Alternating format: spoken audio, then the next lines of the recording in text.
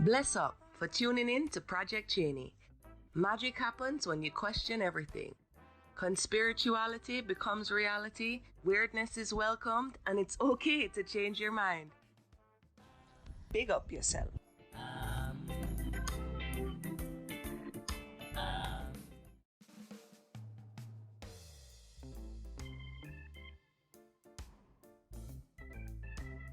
Hey, you guys. Welcome back to another episode of Project Cheney. As always, I am Cheney, and I missed you. I missed you. I have been kind of busy, not too busy to speak to you guys, more so when I'm trying to wrap my brain around everything I want to say. Sometimes I realize the words either aren't formed yet or I have too much emotion still attached to what I'm trying to say. And, you know, I'm not trying to choke up all the time on here. So, I had my delay from my show like a week ago, and then I wasn't on for 2 weeks. And I had my father's death anniversary. And for this year, it was like the first time my body remembered the date before it was coming. And it was emotional for me to go through myself being so young, going through the death. And not so young, you know, I was in my late 20s, maybe early 30s. It's crazy how that time kind of encapsulates and becomes just this block of time that was all seared with this death. And I wanted to be able to put it into words for you guys. I wanted to be able to put in the emotion that I was going through of losing a parent and who also isn't perfect, and to have this trauma from this person who is no longer here with the ability to fix it or to alleviate any of the agita. Like, I can never bring my words to my father and say, here's all the things you did, and get an apology. And I think sometimes with deaths, and I imagine deaths of parents as well, we tend to sainthood them. Like, the second they die, they get this place of almost being perfect and angelic. And sometimes in doing that, we don't allow ourselves to heal from the trauma they created, because it feels somehow like we're disparaging them or ruining their memory. But I think it's really important that we still heal from those things, that the people aren't around anymore. It doesn't mean they were perfect. It doesn't mean they were a saint. And us dealing with these things and saying them out loud to our family, our friends, our siblings, the remaining parent you have, I think it's important. And I think sometimes we're even scared to like hear ourselves think these things. Like, we try to avoid the thought of these things because it hurts. It hurts our heart, and you can feel tears welling up, or you can feel your throat start getting choked. And that awkward emotion, I think, just as much as all the New World Order brainwashing, this emotion is meant for us to feel so awkward to feel it. It's meant for us to not pay homage or to not show our grief or our sorrow or say their name aloud.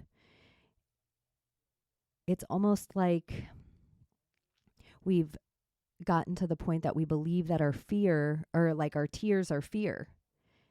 And I always go back to this. I had a friend named Sean in Portland, Oregon, and he was like the punk rockiest, just black gutter kid with just minimal emotions. He was like a stone.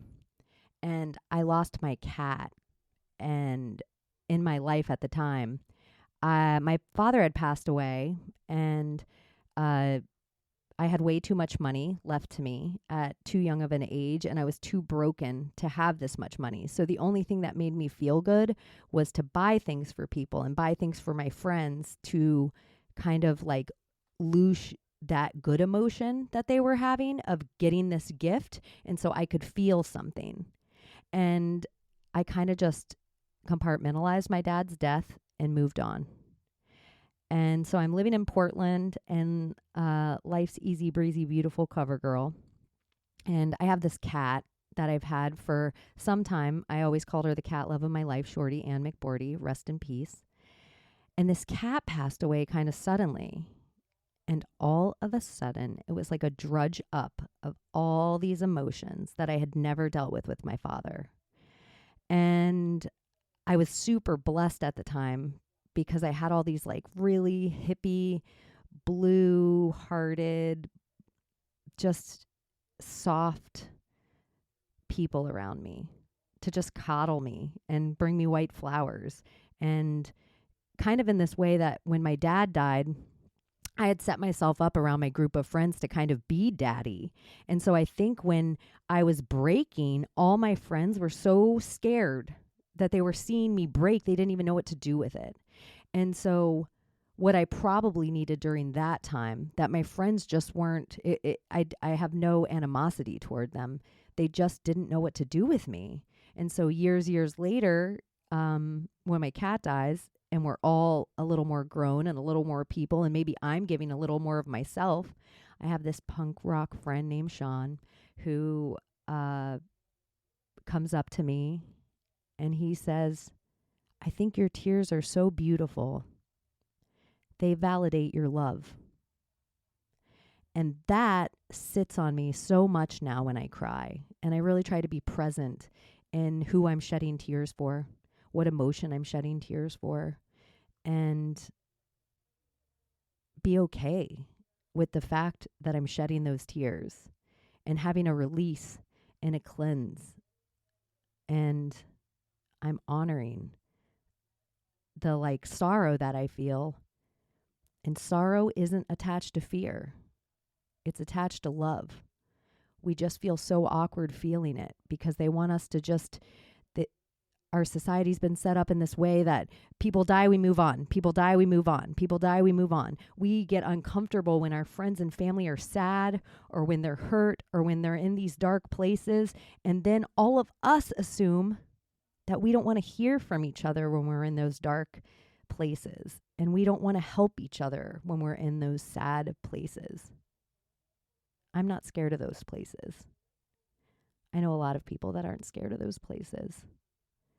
And so I just implore you guys to like be a little more vulnerable. If you have siblings and have lost a parent, or if you have a parent and have lost a grandparent, like really put yourself in the shoes. Like when I lost my father, it gave me a whole different soft spot for my mother losing her parents. Like they had always been my grandparents before. But all of a sudden, it was both her parents. And it changed just how soft I was to her. And it gave like the way I feel about my sister and her children, just this whole different, like, that's my sister. But it isn't my mom. And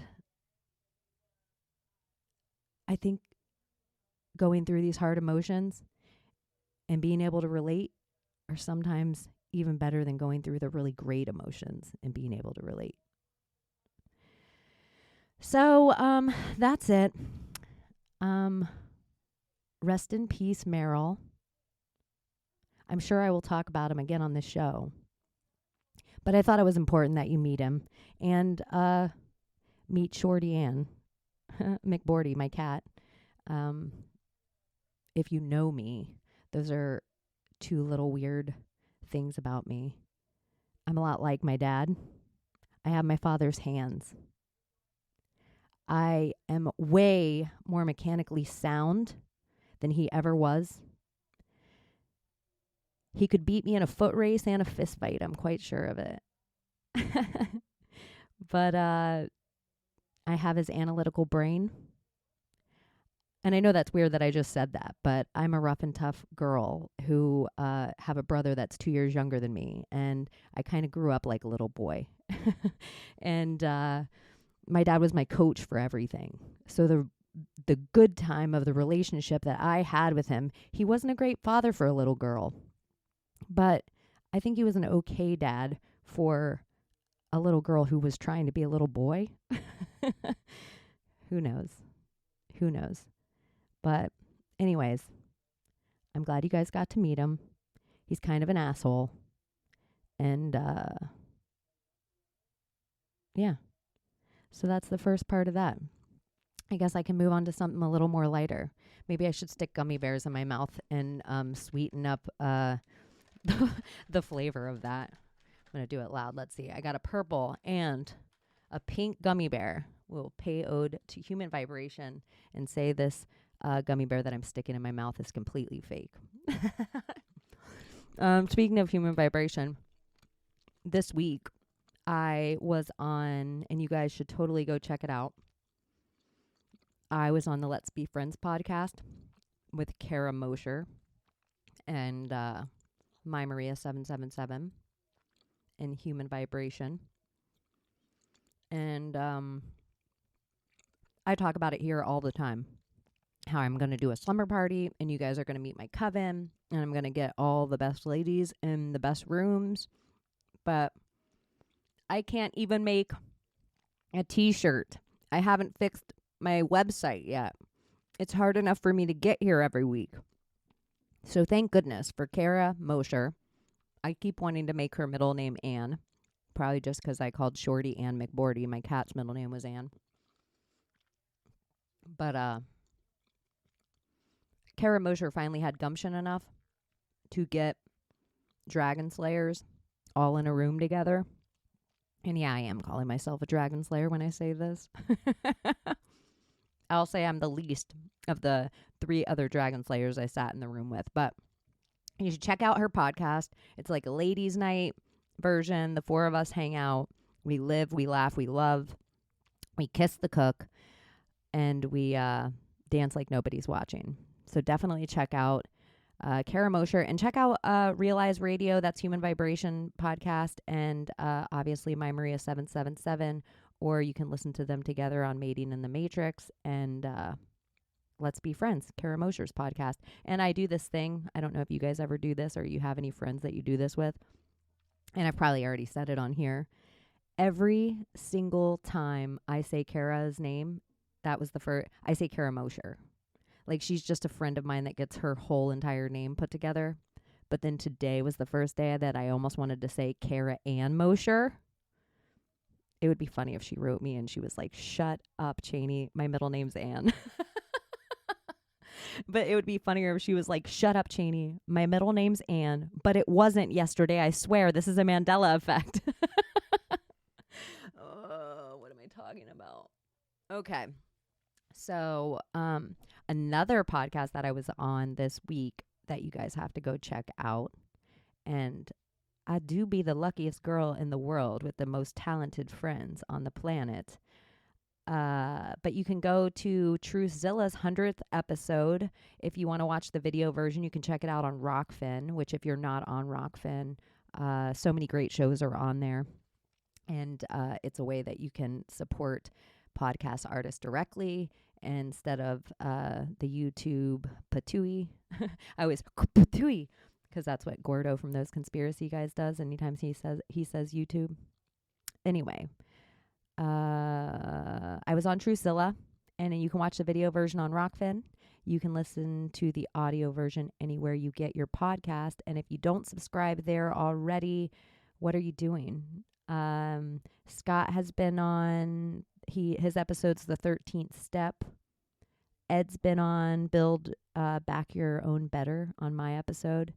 And Megan, one of my besties, she is episode with her on this podcast is called Saved with Megan from Truthzilla. I think you should listen to all those episodes. You should check out their podcast, and they were sweet enough to have me on their show for their 100th episode. So I'm like how Tom Hanks has been on SNL more than any other celebrity. I am the Tom Hanks of Truthzilla.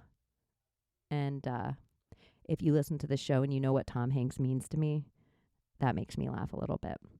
So congratulations to Truthzilla. Making it 100 episodes in this realm isn't as easy as you'd think.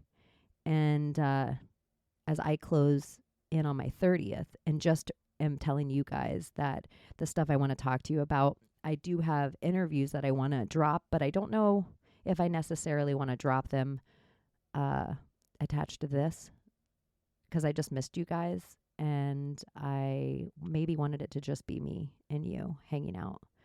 But I do believe I'm going to get out another episode in the next... I'm not going to promise you guys anything. This isn't working out very well when I do. Let's just see what happens. Any shits. Let's see what I have on my list today. I think we should start with Kyle Rittenhouse. Why not? This is triggering me, you guys. It triggered me from the first moment I saw it. And I think it triggers me more when I watch people that consider themselves woke to like stumble down these what are these golden carrots called that they keep humans running around a track of loosh? Let's just call them golden carrots. But the Kyle Rittenhouse thing to me, if the news is talking about it, I don't know how many times I have to tell you guys this, it isn't real. If all 3 of the stations are talking about it, it 100% isn't real. So the idea that you think Kyle Rittenhouse is your good guy patriot, that's exactly what they want you to think.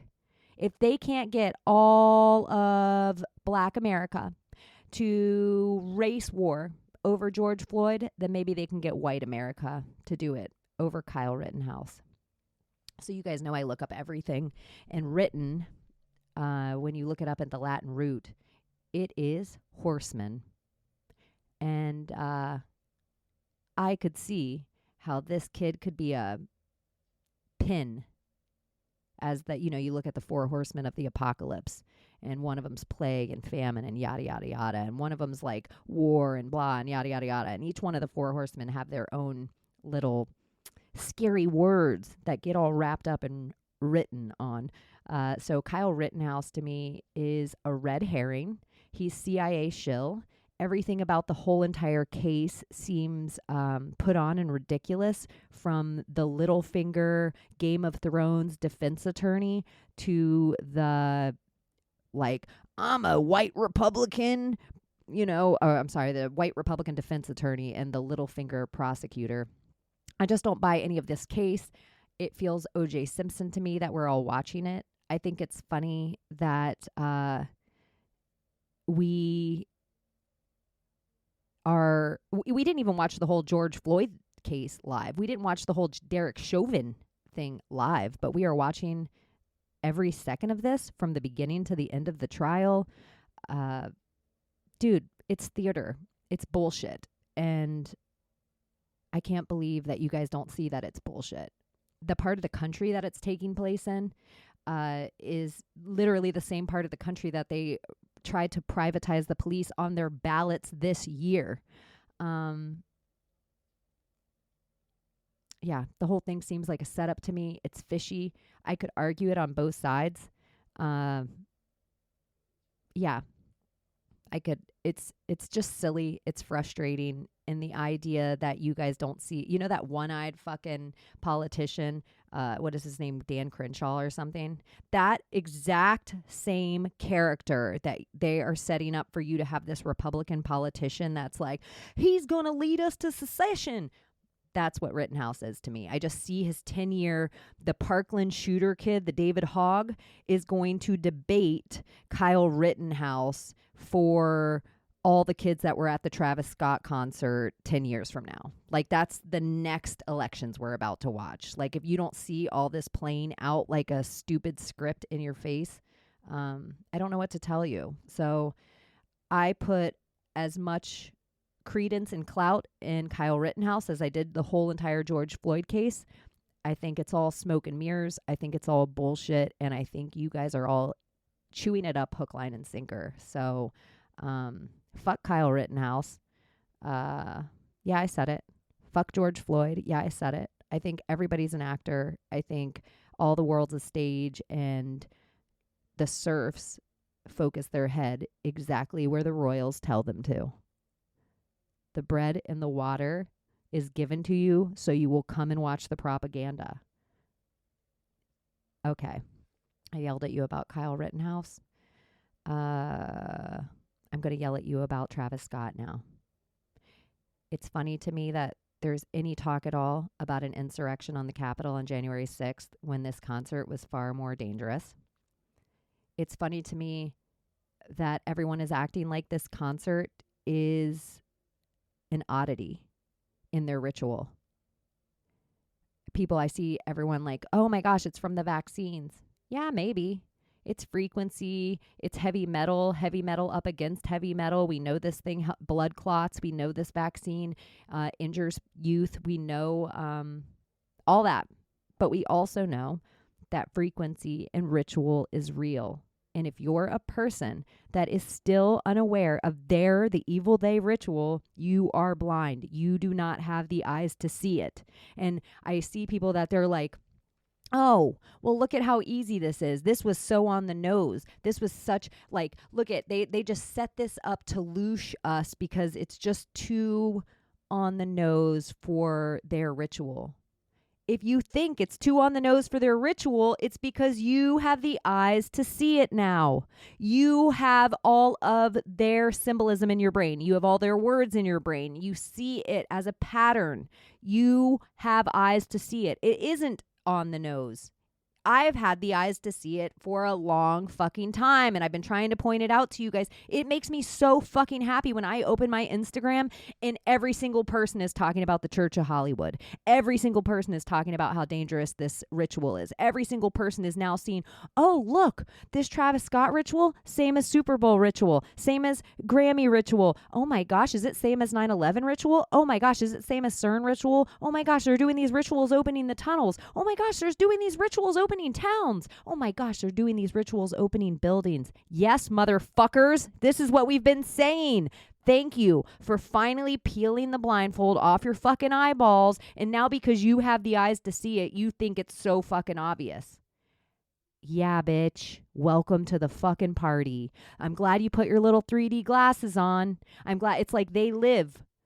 They live, bitch. They live. I've been trying to say it for so long. It's frustrating. So thank you, everyone who got a big dosey red pill of the Travis Scott concert. Welcome to the Church of Hollywood. This shit's creepy. Welcome to witches and the Kardashians being high magic and all this Baphomet shit. Yeah, it's real. This is the shit we've been talking about. Their symbolism is everywhere. Their symbolism will be their downfall. And if they're using frequency to kill us, I promise you, frequency will be what destroys them. And we just have to figure out what the fuck that is. But the Travis Scott thing down from the beginning is creepy. It's not the only concert where people fucking died. It's not the only concert. What he didn't bite the head off a bat? Do you guys not remember anything? Are you guys like, it's, sometimes I think the brainwashing successfully won because of how short your attention spans are. It's crazy to me how little you remember. It's crazy to me that, do you remember Colin Powell died, you guys? Oh yeah, that just happened. This Kyle Rittenhouse thing, probably no one even remembered this kid's fucking name till the TV told you to remember it. When I said George Floyd, did any of you out there have to be like, shit, who was George Floyd? That is all by design. You are meant to have no attention span. They don't want you to remember your childhood. They don't want you to talk to your grandparents so you have any idea of what your real history is. I don't know. I went off on a little tangent there. I got a little pissed. I called you guys bitches.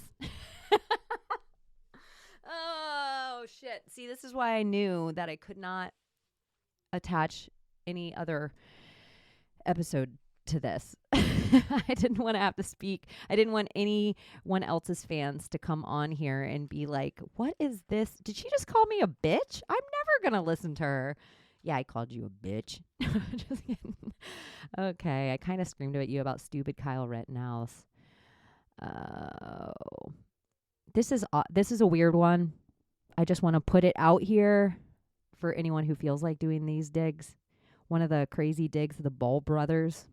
If you know who Jello and Mello and Lonzo Ball are, and the whole start of them from, it's just something that stuck in my crawl a little bit. So for Anons out there, or for people that are Trump Daddy fans, what is the connection? Do you guys remember when Jello went to China and stole the sunglasses? And then Donald Trump got him off. Like it was supposed to be some whole big thing that one of the Ball brothers got trapped in China. But then Donald Trump got him off. And this is when Lonzo, one of the other Ball brothers, was playing for the Lakers. Blah, blah, blah, blah, blah. The weird thing to me, what brought them back into my zeitgeist, is Lonzo Ball had this like huge 3-pointer game. I don't even know how many 3-pointers he ended up shooting. The last I looked, it was like 8 3-pointers in the third. And I was like, wouldn't it be interesting if he ended with 11 3-pointers in the whole game? Like, that would be curious. The 11-11 of it all. And he plays for the Chicago Bulls now, where I was like, I must have missed something there, that Lonzo plays for the Chicago Bulls. And to me, the Chicago Bulls are like the demon basketball team. One, their logo, anything with a bull to me is the Baphomet. The horns are there for a reason. But if you flip it upside down, the bull logo, it looks like a computer over a Bible. It looks like a robot standing over a Bible. It's very creepy. I think Michael Jordan is total Illuminati. I think the number 23 is, my Michael Jordan number and attaches to that. I think Michael Jordan's father is dead because of Michael Jordan. I went into that on my episode 23. And the Bulls. So seeing Lonzo Ball play for the Bulls, I just wanted to put it out there to see if any of my sports conspiracy theorists have been paying attention to the Ball brothers as much as I have from the beginning of their career, and where they see this going, or if they think they're part of the elite, because he also didn't let his kids go through the school system the same. He created his own basketball team so players could get paid instead of going to college. Blah, blah, blah. I know for some people, this Ball section of this, they're like, what the fuck? I don't want to hear about this anymore. So I will move on. I could feel it. I could feel that energy. I'm going to fast forward 30 seconds. I'm moving on. Okay, I Rittenhoused you. I told you about the podcast I was going to be on. Can we talk about the time change? What are we doing? What are we doing anymore with this time change? It doesn't make sense. We're not farmers. We don't need it. I don't even understand. They're like, well, it'd be easier for commerce. Does it matter anymore? We all have some digital time on our phone in front of us. What is this? I don't want to go back an hour. It messes me up. I can't imagine having children and how much that would mess them up, going back and forth 1 hour every few months. And for animals and livestock, and it's silliness, everyone. It's silliness. This is everybody talks about how sovereign they are. You can't even live on your own time. Somebody tells you to put your time back. You're the opposite of sovereign. You don't even know what sovereign means. Take your watch off. Let's talk about sovereignty. I think Human Vibration said this too, where she was like, watch. Isn't it funny? It's called a watch. So you're looking down at your wrist all the time at your watch instead of up. I thought that was interesting. So hashtag fuck daylight savings time. And since we're daylight savings time mean bashing, I really want to. Why can't we secede? Why do we have to stay 50 United States? And why do we have to have a bad breakup? Why do we have to go to war to secede? California hates Florida. Florida hates California. Why do we have to be involved? I wish someone would come and explain this to me. I probably should have, because I know my Maria thinks this is all a psyop to get us to secede. She thinks the entire thing's a psyop to get us to secede. But I would say the entire Civil War, the entire North versus South, was a psyop. and we should have never joined. I think they said it was all about slavery, but there was something else there. I think everywhere with a Dixie flag has magical protection over it, and that's why they called it racist and want it removed. I think cotton as a crop and alchemaically on your body is next level important, and that's why we have all this mixed fabric on us now. I think a black man probably, I mean, I know for a fact a black man not only created the cotton gin, he probably created the cotton gin for his own farm. He probably had the best cotton.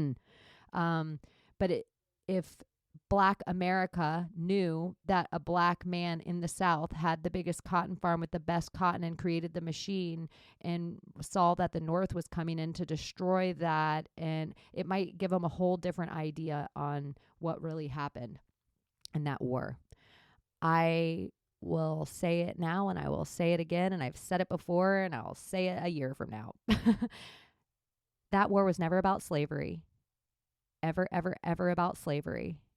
And the fact that you all think it was about slavery should let you know of how not true it was. If the winners write history, we are living under the Norse history. That's why we think Abraham Lincoln's a fucking hero. That's why we think New York City's the center of the world. That's why we all even pay even one bit of attention to something called Wall Street. If you even think in your brain how illogical Wall Street is and how illogical, like, you think you own shares of Coca-Cola and you're some like 62-year-old tractor driver in the middle of Iowa. It's as ridiculous as Bitcoin. You're just sitting there trusting that the flow of whatever this ticker, watching tickers again. If the ticker goes up, we're scared. If the ticker goes down, we're scared. It's all the same. It's all the same to me. So I don't know why we can't secede. And I want to know what you guys think about that. Is that a horrible idea? Is that weird for me to say? Is that the opposite of what a patriot should say? Because I don't know why things are attached by landmass that they have to be attached by ideals. Curious. Just wondering. Let's see what else. So we haven't seen Jen Psaki since she got her COVID test. And we haven't seen Gavin Newsom since he had his COVID test. I think it's curious that the news is paying attention to Aaron Rodgers. You guys, I just feel like I'm repeating myself this episode. If they're talking about Aaron Rodgers and how Joe Rogan helped Aaron Rodgers, and they keep bringing up ivermectin to you and the news keeps talking about it, I'm just getting on the fucking page that ivermectin ain't your friend. I bet it destroys your liver and kidneys. But Joe Rogan don't care about that. You can look at his midsection and see that all his organs are his organs have grown so much from growth hormones and from horse tranquilizers and from tea that his rib cage can barely hold them in anymore. So when you see guys that have that really bloated midsection and they look really built, that is from steroids.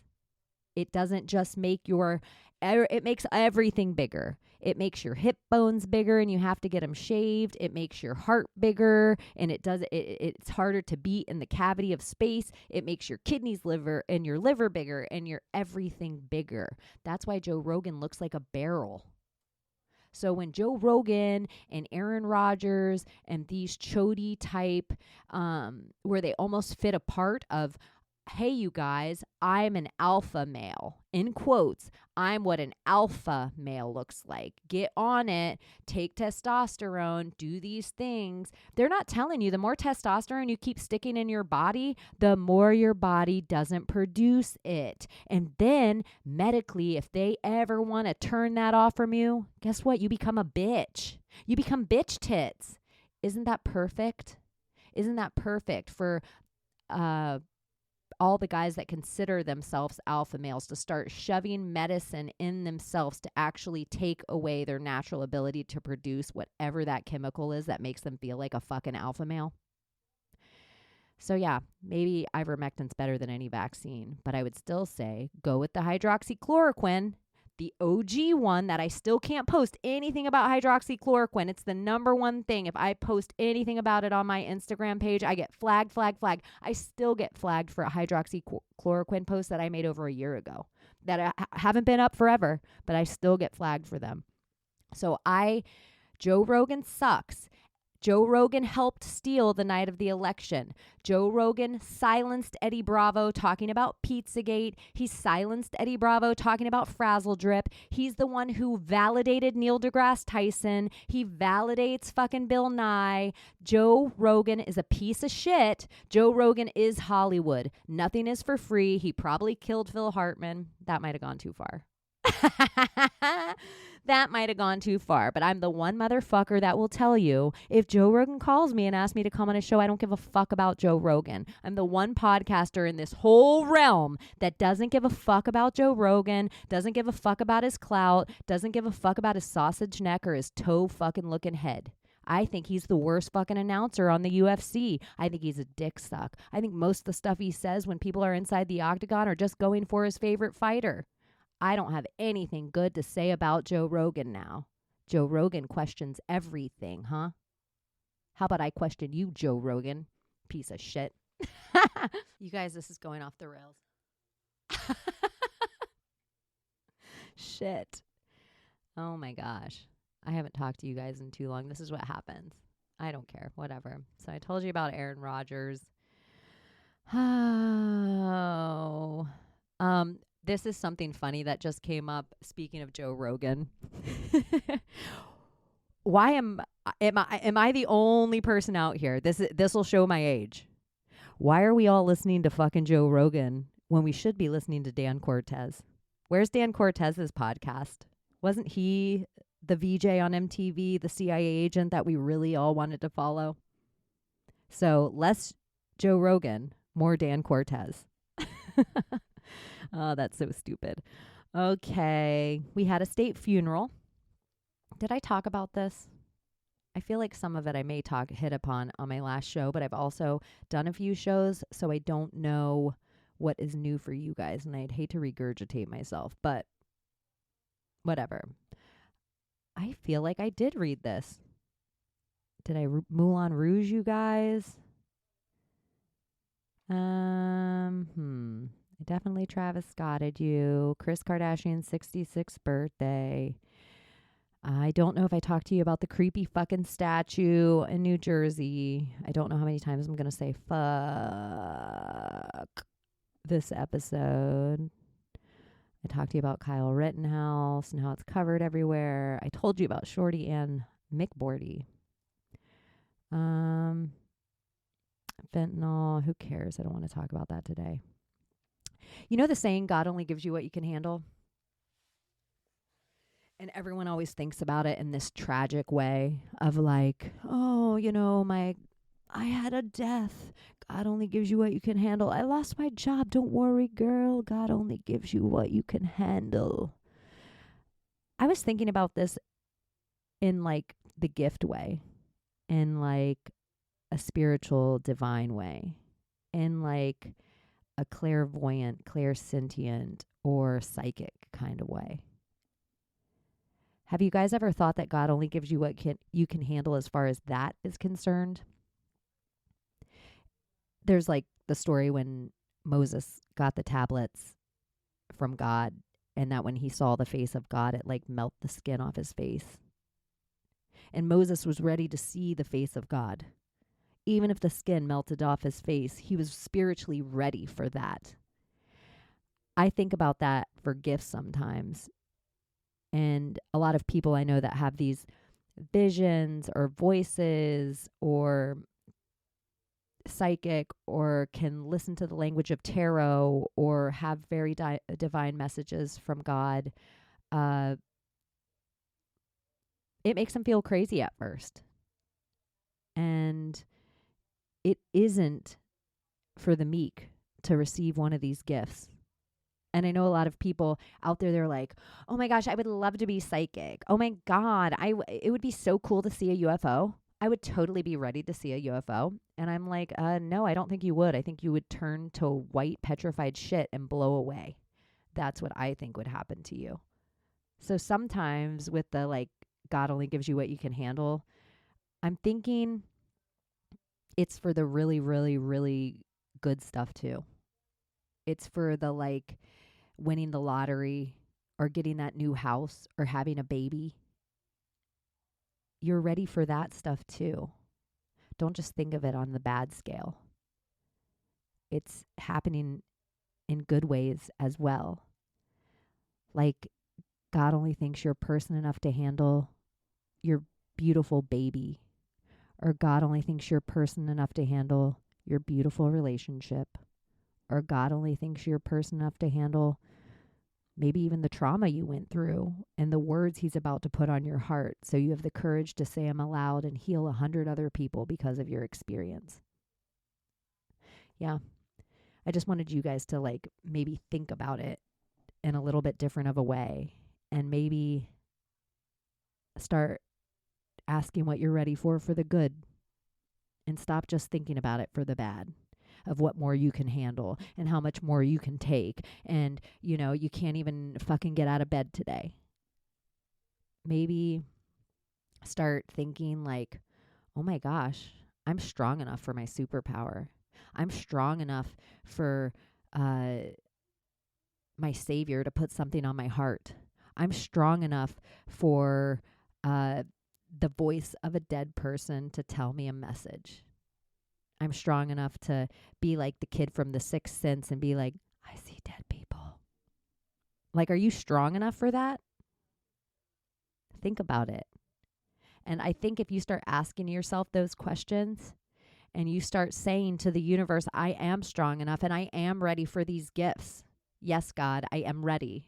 I think if you start saying that stuff, I think you're going to be real surprised at what starts unfolding. Because we're all preparing for the worst. That shitty saying, hope for the best, prepare for the worst. Right when I say the word hope, I see the Obama poster, that propaganda poster, that Chinese propaganda poster of Obama with the hope at the bottom. And it just feels like such a fucking weak word. It doesn't seem like a word that attaches to love to me. Hope to me attaches to fear. Hope is a word of somebody who sits and maybe does nothing, like they're fetal positioned in their shower, crying, hoping that the world's going to be better. I want you all to have a sense of knowing. I want that hope to leave you because you just know. I love the word hopeless. I want you to be hopeless because you fucking know. And I want you to be ready to receive the gifts of fucking knowing. And it's a lot to know. And it's a lot to stand alone sometimes and to not look scared. And sometimes when you don't look scared, you look crazy. Own your crazy. Own it. Own your awkward. Take a deep breath between your words. And you might not have them all. And your voice might shake. And it's okay. I am screaming fuck at you, and I'm yelling about Kyle Rittenhouse, and I'm yelling about Travis Scott, and you guys, I'm red-pilled as fuck. It's 11:11. I'm so glad I hung out with Kara and my Maria and Human Vibration, and it just fucking inspires me even more to bring you guys this kind of vibe and feel and flow of genuine friendships that have been created during the New World Order. And you guys are like part of those genuine friendships. And I'm so glad you're here. And, you know, we're all fucking surviving the biggest psyop of all time. And is it fair to say maybe we're thriving? I mean, I haven't eaten bullets for breakfast yet. And it's not on the schedule I'd like, but I'm here. And I have gummy bears. And somebody's going to listen to this. And they're going to think something good about me. And they're going to send it out to the ether, and I'm going to feel it. And somebody else is going to think this, and they're going to totally disagree with me. And they're going to write me at projectcheney@gmail.com or send me a message on @projectcheney or @cheneyproject on Twitter, or find Cheney in Wonderland, which is the hardest find on Instagram, or Project Cheney on Instagram, and they're going to be like, bitch, you don't know what you're talking about. You said a totally different thing 2 weeks ago. I heard you on the Idiocalypse and you said this. I heard you when you were talking about MMA with the MMA marks and you said this. And yeah, I did. I changed my mind all the time. You should change your mind too. I mean, seriously, speaking of changing minds, I think I'm going to put Marisa Acocella's episode on this. And I could clean it up and I could delete my whole intro and I could do all that stuff, but I don't care. I was not anticipating that anyone that got this book or listened to Marisa talk anywhere else would hear anything about Lonzo Ball. But we are here, aren't we? Me and her did talk about the big face in the harbor outside New Jersey for a while. Shit. I can't believe I did this. I can't believe I really anticipated coming in and not attaching her episode to this. And now I totally want to. Oh, man. And yeah, whatever. So, let me go back to the stupid vessel. So there's this vessel in New York City, you guys. They did a Project Runway show in it, and that's the only reason that I even saw this. Jules loves Project Runway, so occasionally when I'm walking across the living room, I see this show, and I've seen it enough over the years that I know a lot about Project Runway and fashion. I digress. The vessel in New York City is this building that makes no sense to be built where it's at. It is such a symbol. From the front, looks like a beehive. And that is definitely a Masonic symbol. They attach to Venus, Project Rose, pentagrams.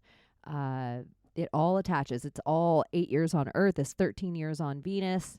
It's all part of their symbology. But when you look at this vessel from the top, this is where it gets creepy to me. This is where it gets Travis Scott. This is where it all pulls around. It looks like CERN from the top. It is that exact same like portal looking, pulling you into something dark. I want you guys to look at it and let me know what you think.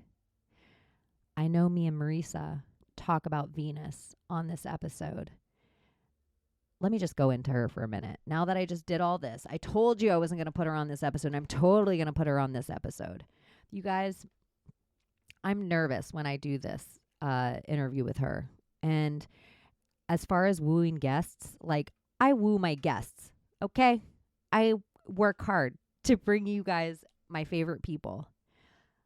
I never reached out to somebody that was like a New York Times bestseller before, and that I just stumbled across giving a speech or talking to another person about Mary Magdalene. And if you listen to this show, you know I am obsessed with Mary Magdalene, and I'm obsessed with the Mary, and I'm obsessed with the C and the Mar and the Myrrh and whatever. I don't need to reiterate.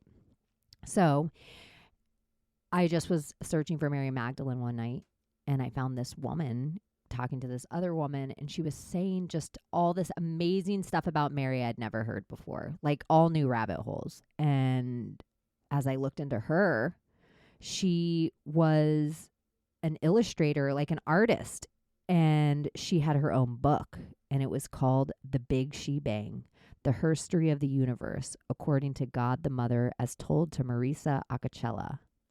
You guys, I feel like even as I say that right now, I'm getting her name wrong. And I'm nervous during some of my interviews, or sometimes I get excited or whatever, but this one, I am really nervous. And maybe I've kind of had the blessing of a lot of the people that I've had on my show. We've almost been kind of friends beforehand. So we've had this like rapport.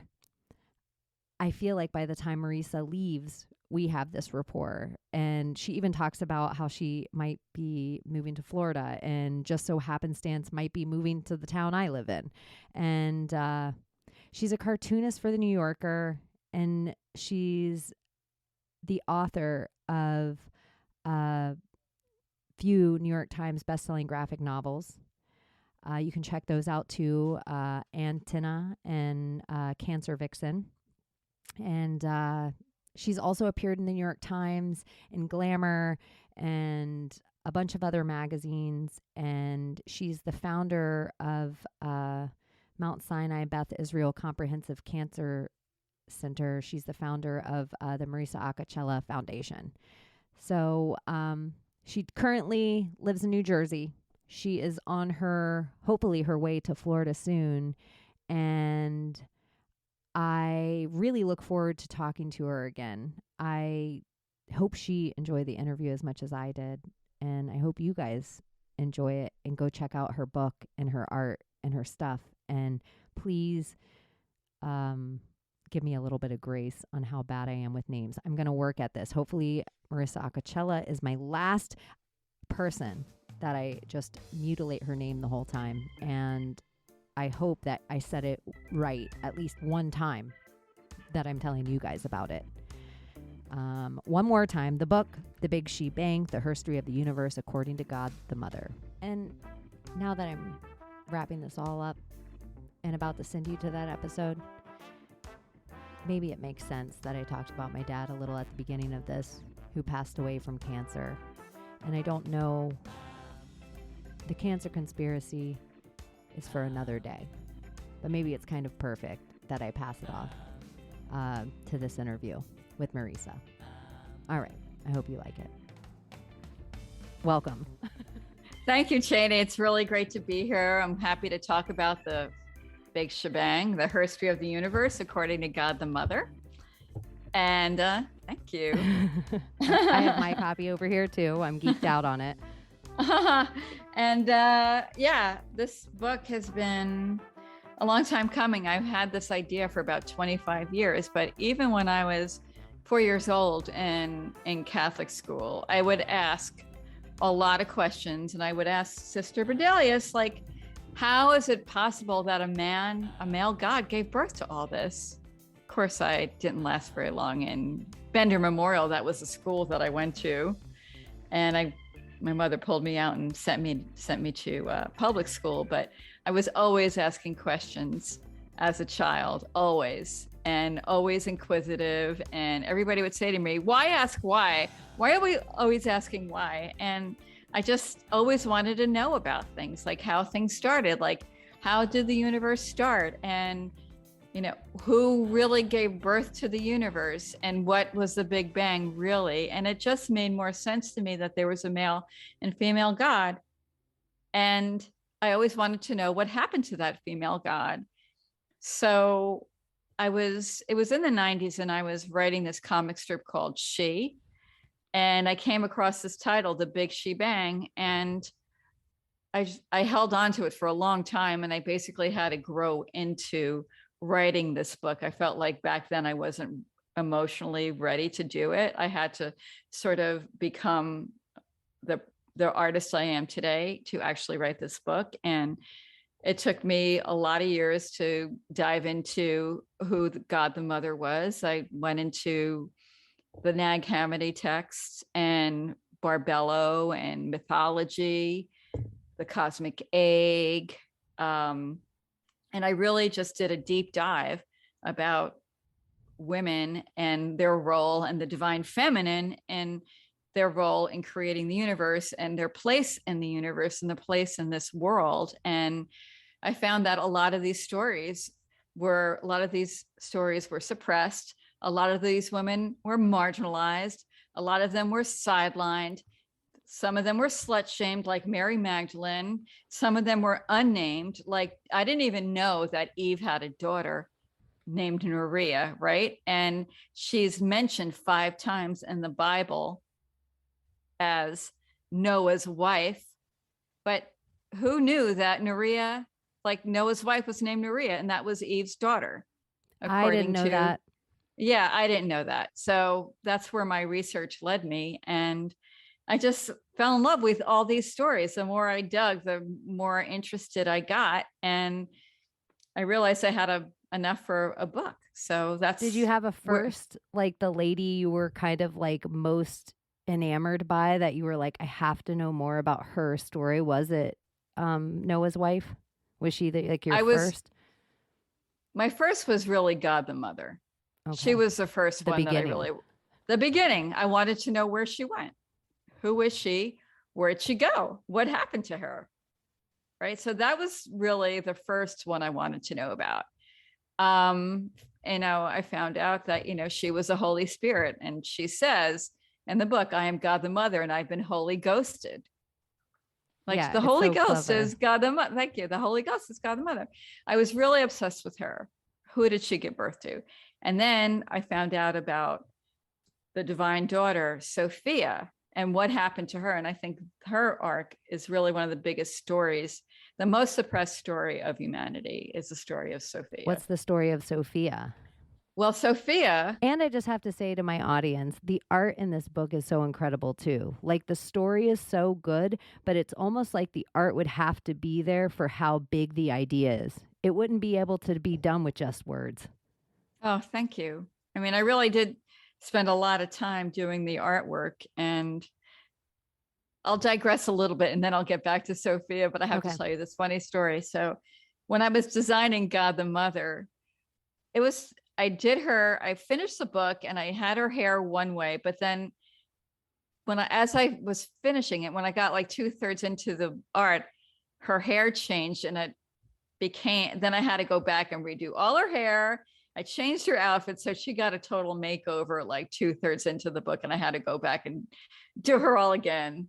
She was very complicated. But once your character is your character, you can't have it any other way. So once you saw her with that hair, you were like, this is her.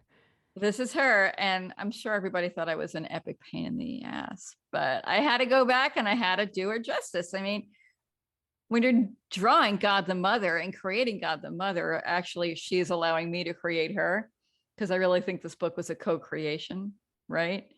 I have to listen to her. I can't just like say, oh, I'm going to do it my way. No, if you're telling me how you want me to draw you, I'm going to have to do you that way. So I had to go back and redraw her. Some people think that like your real powers come through you when you're not taking credit for it.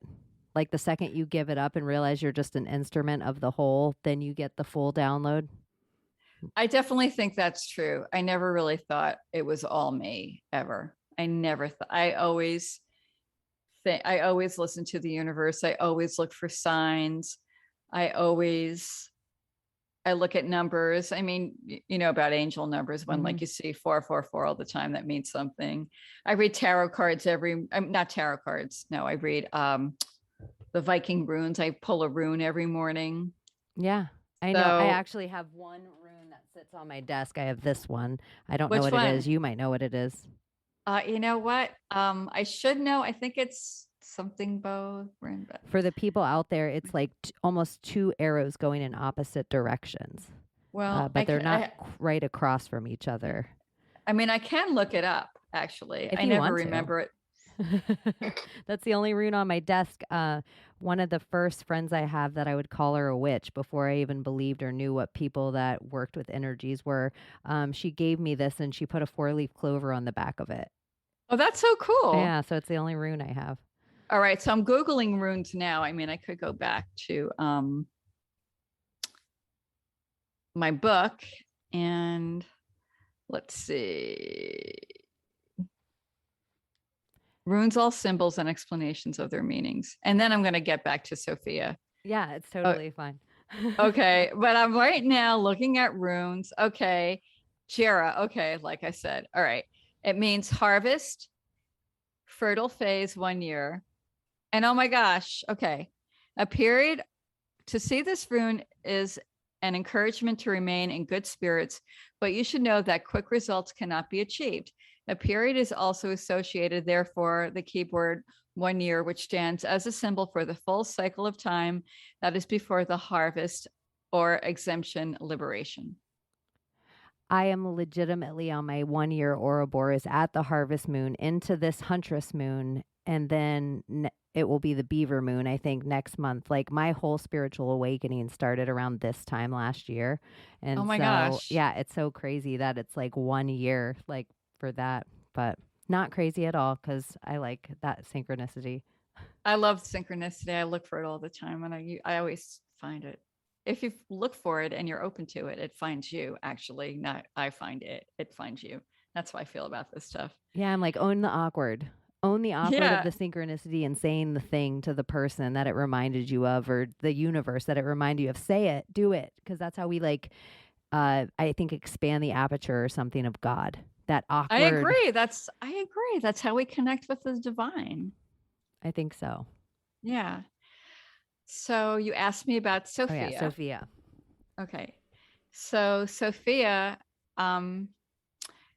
she is the divine daughter. Like God the Mother and God the Father gave birth. Well, God the Mother gave birth to the Sigis, the twin flames. And the way I interpreted what I read, and I felt this instinctively, was that Sophia was a twin flame of Christos. Okay.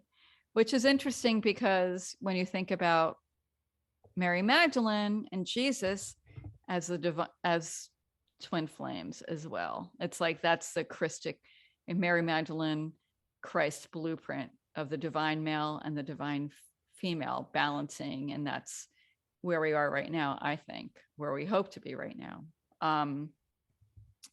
So anyway, so Sophia was a twin flame of Christos, born from God the Mother and God the Father.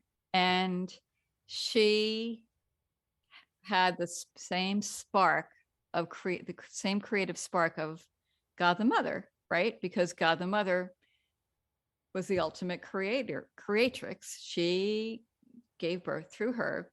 She gave birth to the universe. And when you think about it, she gave birth to God, right? God was the first virgin birth. Okay. Mm-hmm. So she gives birth to Sophia.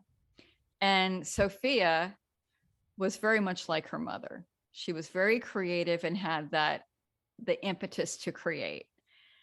But Sophia and Christos, they were tasked with creating the divine human, the anthropos, the blueprint of the human. This is before man came to be, right? So God the Mother tasked them with creating the anthropos, the divine human. So they were kind of like, I have them basically working in a lab, right? And they created the anthropos, okay, which is like you see this spirit, like a human with like who's just sparks, not really fleshed out, but just a spiritual being. Yeah, no, exactly, no pun intended. So anyway, but it's not enough for Sophia. She wants to go out just like her mother did and create in the world. She doesn't want to just like create in a lab. She wants to create in a world. So she basically breaks the law of creation, which is a law of balance. You need a male and female to have a balanced creation. So can I read you something from the book? Yes. Okay, because I just think this really does the whole situation justice. So here we are. And Sophia tells Christos that she feels that, she's working in this lab and the anthropos came out of a Petri dish. And she says, Christos, I have this dream. I've been dreaming of a whole other world, a beautiful world filled with the divine anthropos we created. And Christos says, but we can't just go off and do whatever we want. And she says, Christos, aren't you a little curious about what's beyond out there? Don't you need to know?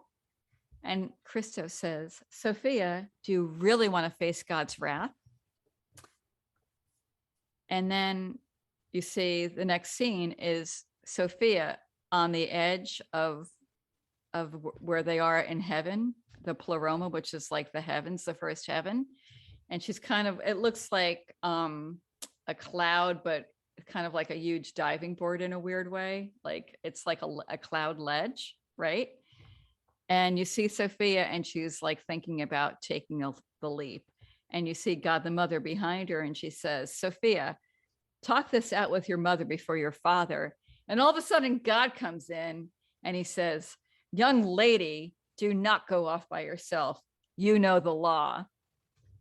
And then God the Mother defends Sophia and says, don't attack her. She just might jump. And then God says, oh, she is your daughter, restless, just like you. And then God the Mother says, you should thank your lucky stars I'm restless. And God said, yeah, exactly, because otherwise he wouldn't have been born.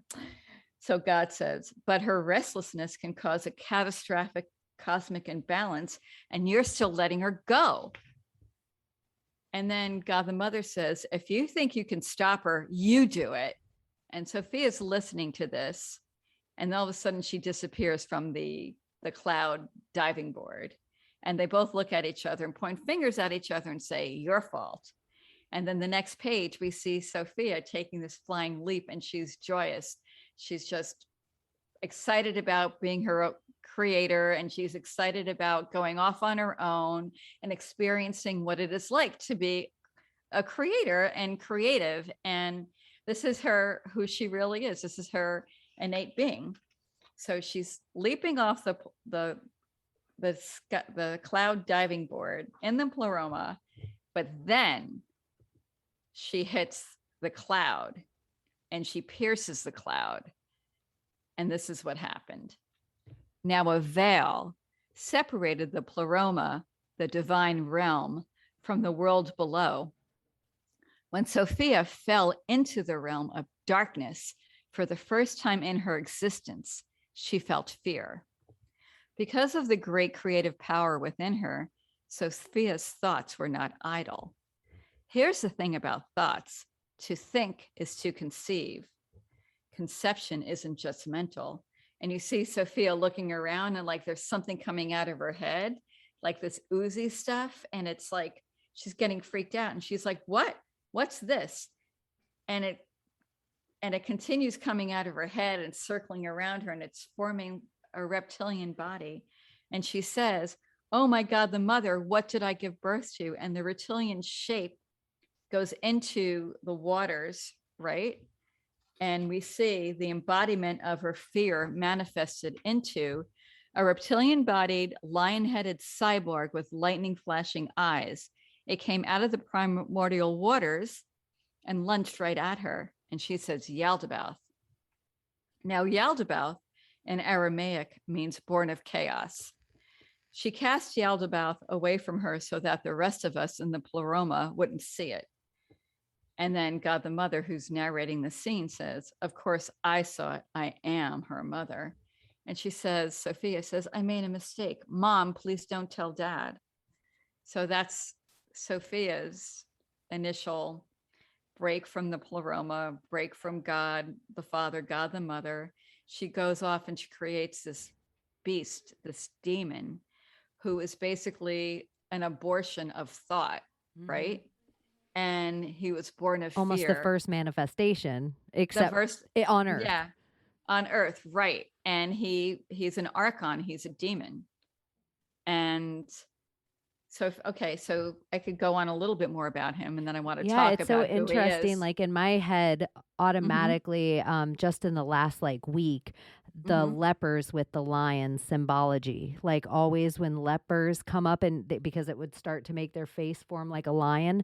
And so they would say that they hid the biggest secrets of humanity. Like maybe if it was the Ark of the Covenant or the Spear of Destiny, they would have hid it in leper colonies always. And that's interesting. Then I never heard that. Like the 300 of it all, how they say the gladiators always went to the lepers for advice because they were the sages, or that they might have this next connection. But then there's the idea that the Irish have their God, it's like lepra or lepror, and so that's why they made it leprechaun to make their deity small. Wow. But it all links to lion. And so the symbology of even George Washington sitting on that throne where he has two lions under each hand, and he has a sword away from him, almost like he's giving his sword to somebody, but people say it looks like the Baphomet. Interesting. And then there's Inanna, who ran with lions, right? And she had a lion on a leash, and her foot is on top of the lion. And then Gilgamesh. There's Gilgamesh, right, holding the lion. And then this is really fascinating. there are these stories of Mary Magdalene running in the desert with wild animals and with lions. Huh. And she was like the first, for me historically, she was the first witch that I was sure was a witch. Even in her name, Magdalene was like, oh, like. Well, that's interesting. I never thought of Magdalene. And for me, the MAGA, even on everything, the Make America Great Again, the MAGA, it felt like a spiritual clapping of hands that was like, wake up, witch. Oh, like, that's interesting. It was Magdalene, MAGA. Okay. It's just Latin for witch. And I felt like there was a reason. I remembered watching Donald Trump at some rally, and he was like, they keep wanting me to keep America great and change the slogan to keep America great. CAG, CAG, CAG.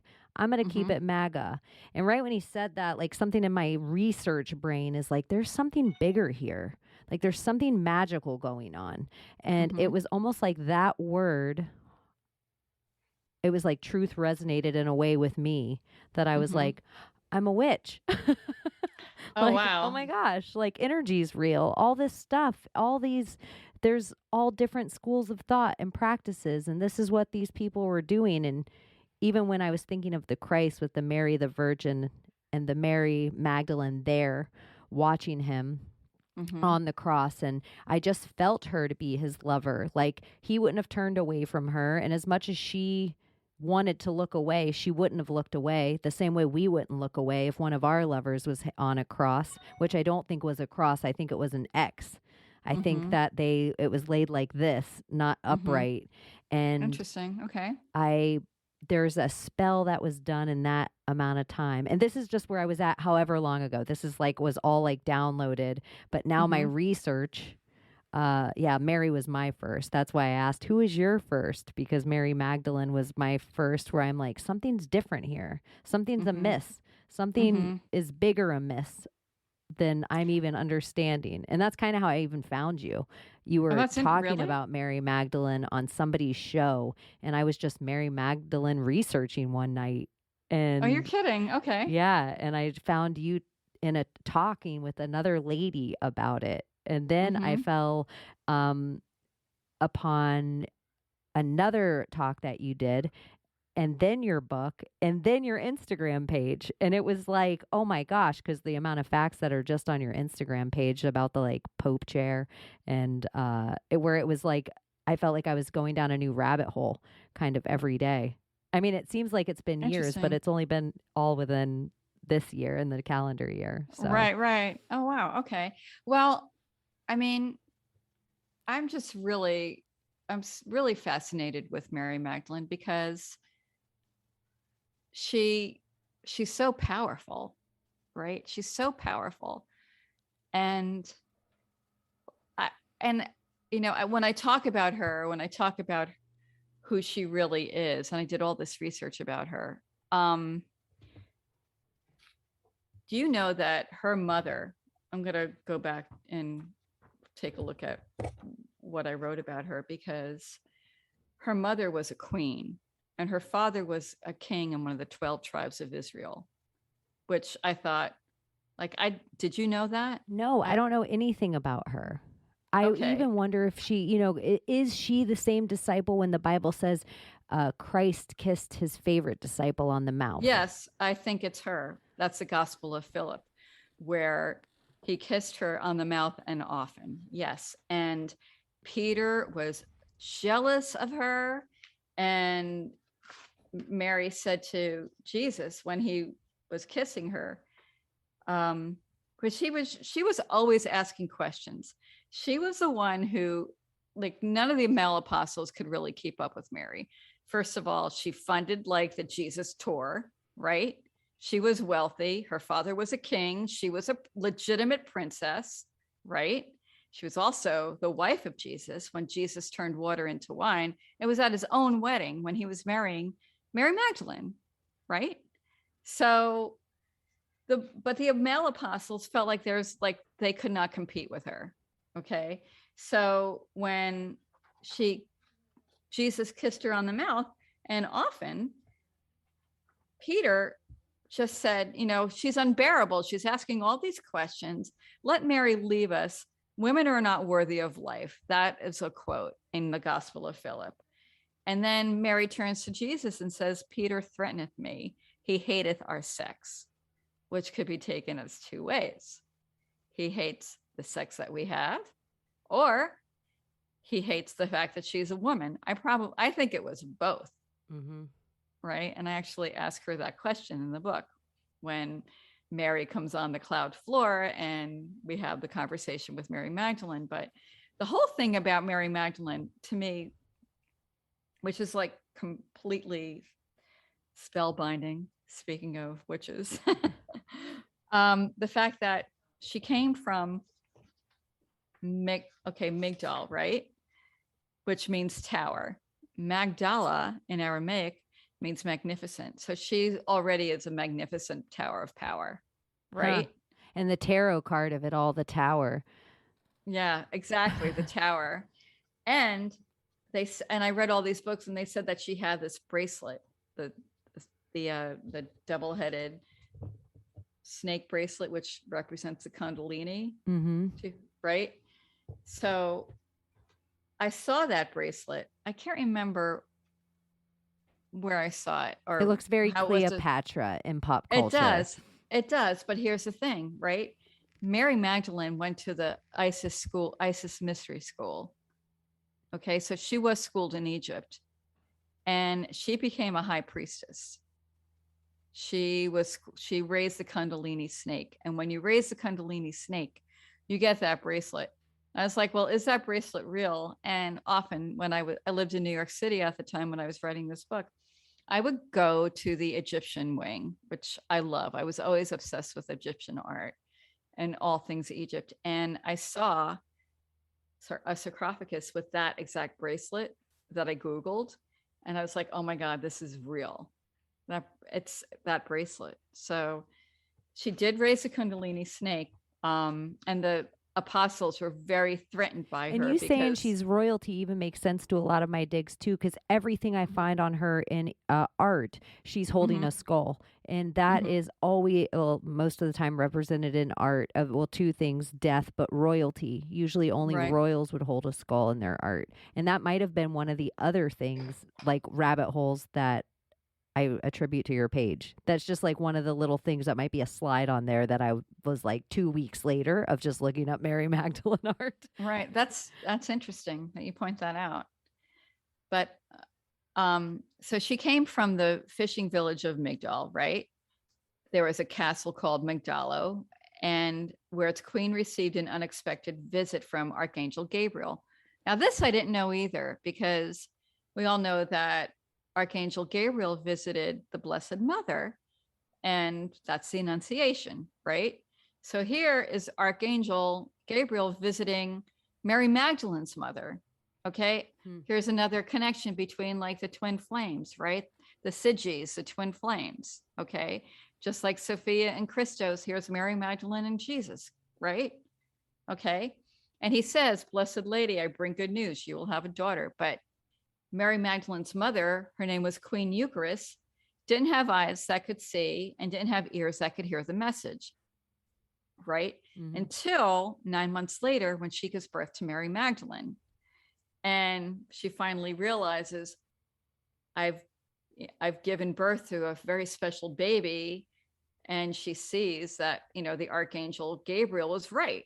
Okay, so she realizes after she gives birth, she tells her husband that they have a very special child, but her father, King Cyrus, who was head of the Benjamin tribe, one of the 12 tribes of Israel, didn't really, he just wanted an heir to the throne. He didn't think that a daughter would be the heir, right? Because that was going on back then.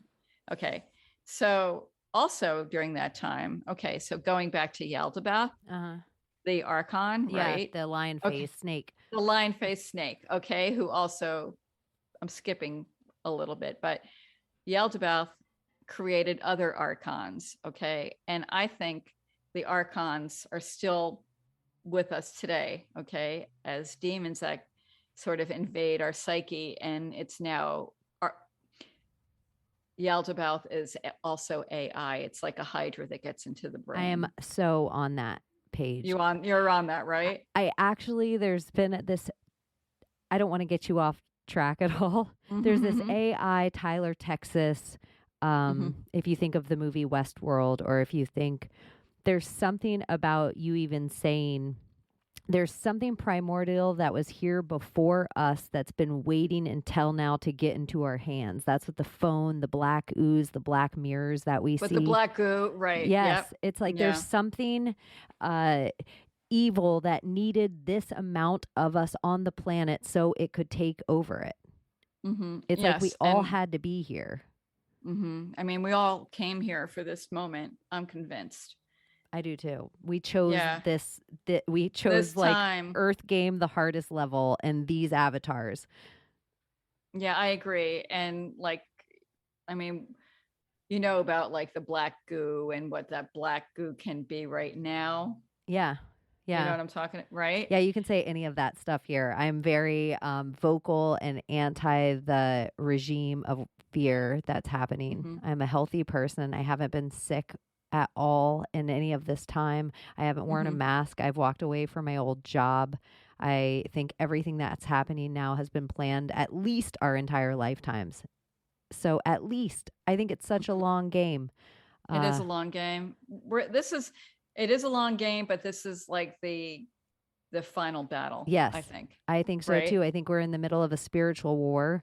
This is an absolute spiritual war, and we all came for this moment. Yeah, and I think they've been keeping our secrets from us forever, and they've had us convinced that we could only find them in books and somewhere, no matter all the poisoning. Are wrong. Yeah, all the poisoning, we're still all waking up to it. Right. It's so great. I hope we're waking up to it. I mean, I feel they're probably more awake where you are. There was a mocking of gods and guns. I got back to Florida unknowingly by the skin of my teeth. I'm from here originally, but I spent half my life on the west coast of the country. And I see the beauty of liberal hearts and bleeding hearts. I see the beauty of it. And my friends that were all anti-vax and taught me to hate big pharma, those are all my hippies spinning in the Woodstock fields with acid mushroom friends. So it's weird for me to see those same friends. Like those were my group. That's the bleeding heart was my group that they were going to keep us clean and keep us organic and keep us away from this stuff. And now they're the ones that are like, no, Bill Gates meat, eat it, girl.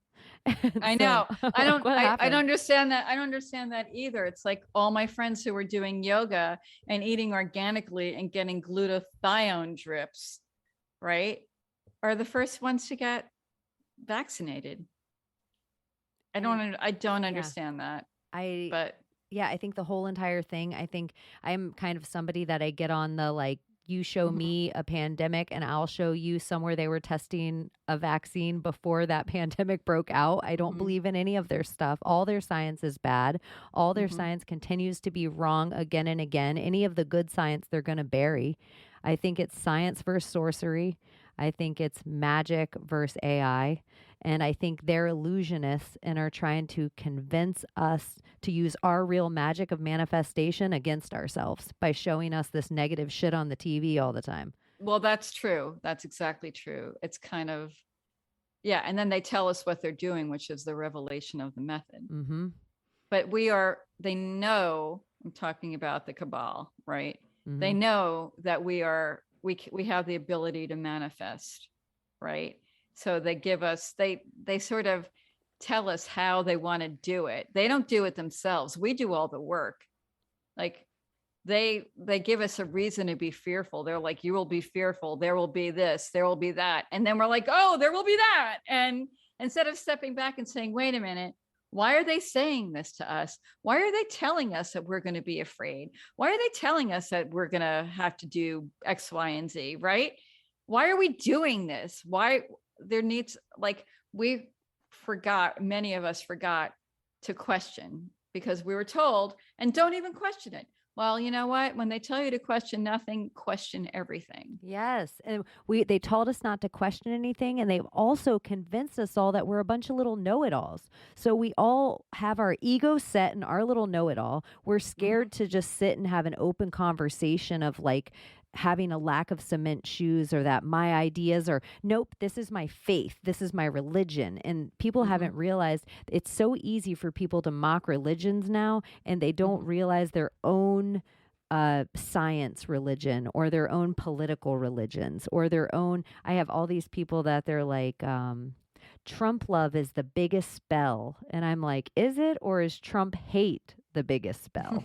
I'm like, because hate will be the thing that will drag your Titanic to the bottom of the ocean. It's never going to be love. So I think that there's, it's to me, it's a battle of free will right now. And that's what it's about, your free will and authenticity. And so if they can convince you to be scared to breathe all the gifts, and if they can convince you to be scared to hug all the love, and if they can convince you to be scared because everyone's going to think you're a fool, then they win. It's like, well, that's the thing. It is breaking the programming. It's breaking, what we see on Tell Live Vision, right? The casting, the broadcasting, it's like the witchery and the spell. So I like that you didn't say breaking the matrix.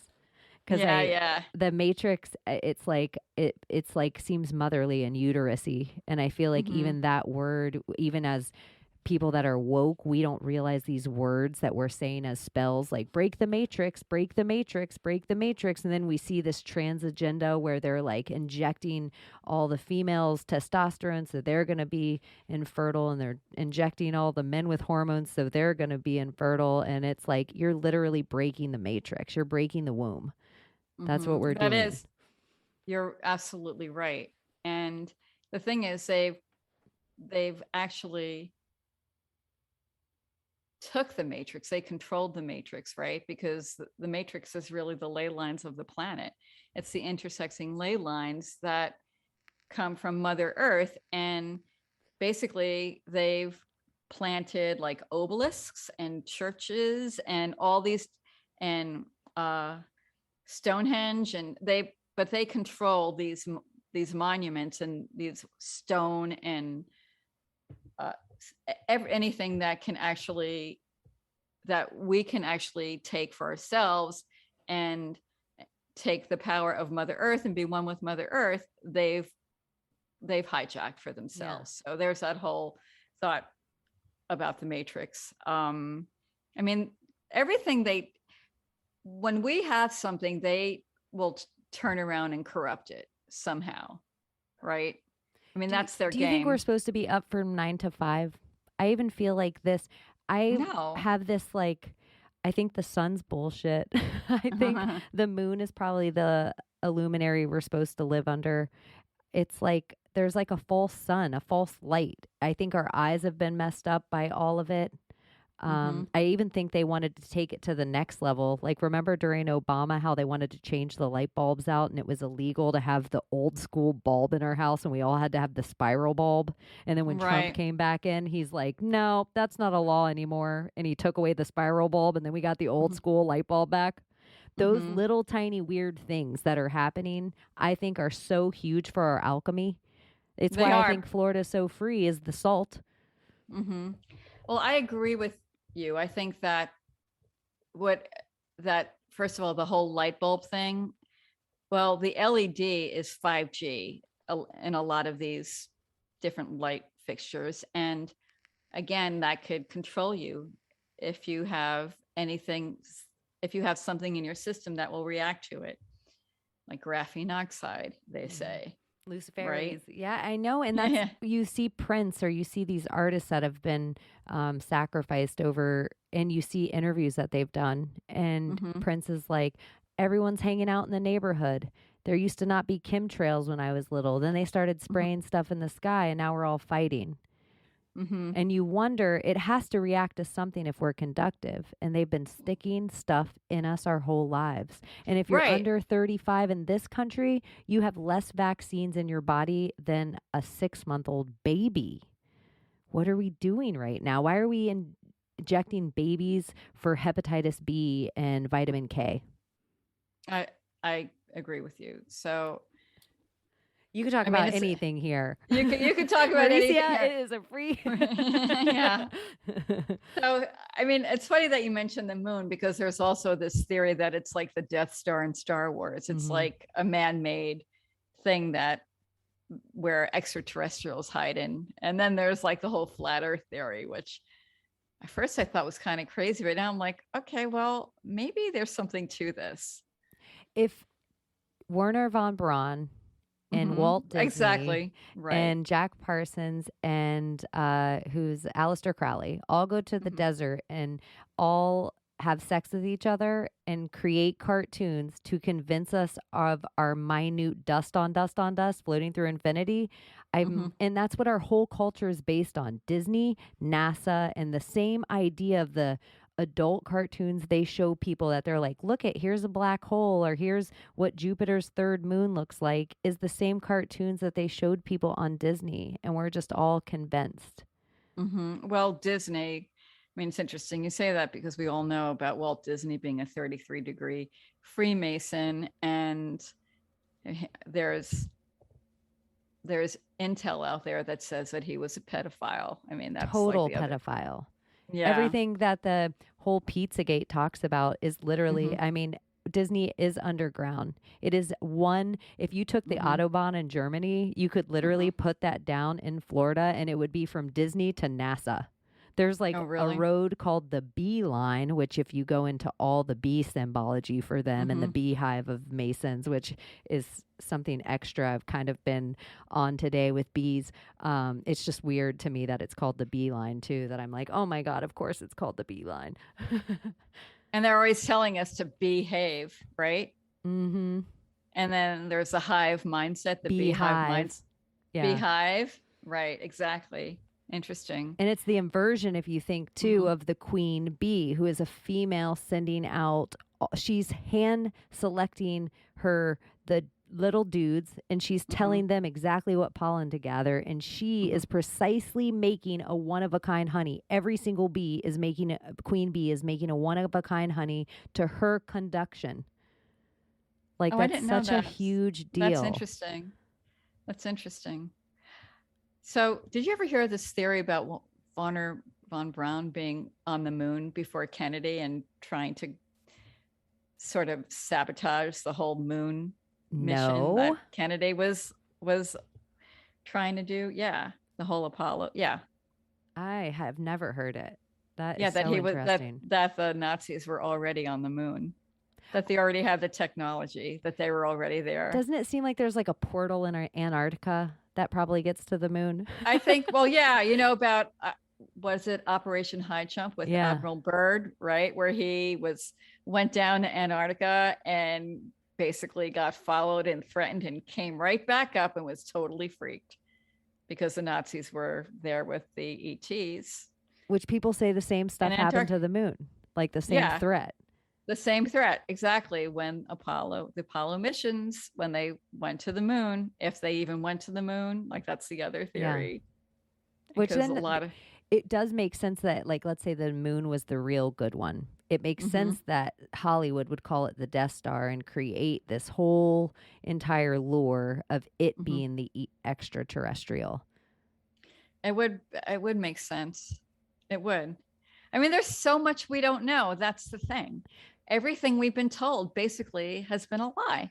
Well, we know that the most conductive metal on the planet is silver. And to their currency, look how much gold silver look how much gold costs more than silver, which makes no sense. Conductivity should be everything. It should, from the Egyptians to now. So silver is the most conductive metal. It represents the divine feminine. It's the metal of the moon. And in the periodic table of elements, it's number 47. And 47 is the most random number. And if you take the 47 and you lay it out, the amount of symbols that you can get over the 4 and the 7, I almost want to pull some up for you. Okay. Well, doesn't the 4 symbolize humanity and 7 is the divine, God, and human? like, because 3 is the Trinity, it's God, and 4 is human. So if you add 3 and 4, you get 7. Oh, no, I didn't know that either. Mm. I just am so into symbology. Mm-hmm. So let's see, if I just put in 47 symbol, and just so I can show you a couple of them, and anyone who's listening, do the same thing. So look at what it looks like. Oh, wow. Okay. And so then there's other ones. That one's like obviously looks a little. Wow. Okay. See how it almost makes like here. Right. Oh, wow. Isn't it so Wow. crazy? So you could have the closed 4 and then the line Uh-huh. 7. But if you were ever just doodling and put 4s Mm-hmm. and 7s and just try to get them to connect in every way that you can, and then Mm-hmm. the 74 is the opposite. So they say once you see this like 47 or make it a symbol kind of in your life, like it'll start coming. I almost feel like, oh no, I just 47'd you. Oh my God. But I'm like totally intrigued by that because there's Bridget, right? And I mean, the goddess Bridget, Go into she it. would hold. Okay. Who's So Bridget? Bridget, the Celtic goddess Bridget, I'm going to go into her a little bit because she's holding what looks like a swastika. I mean, the swastika, which you Yes, just the showed me, 47 right? symbol. Which is the 47. Is I in mean, that every occurs religion in, always. yeah, it's like all over mythology. Yep. Bridget is the Celtic goddess of the eternal flame. She was a warrior goddess. She came from Tuatha De Danann, right? Clan Tuatha De Danann. She arrived on a dark cloud, which is now and appeared on what is now Ireland, but it was back then it was called Brigantia in honor of Bridget. And she was a triple threat, maiden, mother, crone, triple goddess. So she was a maiden, mother, and the crone. Wow. Mistress of the mantle. And also I love her because she was a protectress of writers. That's so awesome. She was kind of cool. Yeah. But what happened was she was the most powerful Celtic pagan goddess and the church couldn't get rid of her. So they canonized her not once, but twice. Canonized. What's that? They made her into a saint, not once, but twice. So she's Saint Bridget. And then they also made her Saint Bridget of the Gales, right? And who is basically the Virgin Mary. They turned her into the Queen of Heaven, basically. Do you think they made her Queen of Heaven? Do you think somewhere at the head of like the pagan, the Protestant, the Catholic, do you think that there's been female heads cut off all these religions? Like even Buddhism, Hinduism? I do. I think in some way, shape, or form, I think there is a creation myth that, it starts with a woman. I mean, there's like a creation myth for every single indigenous culture on the planet. So yeah, I do actually.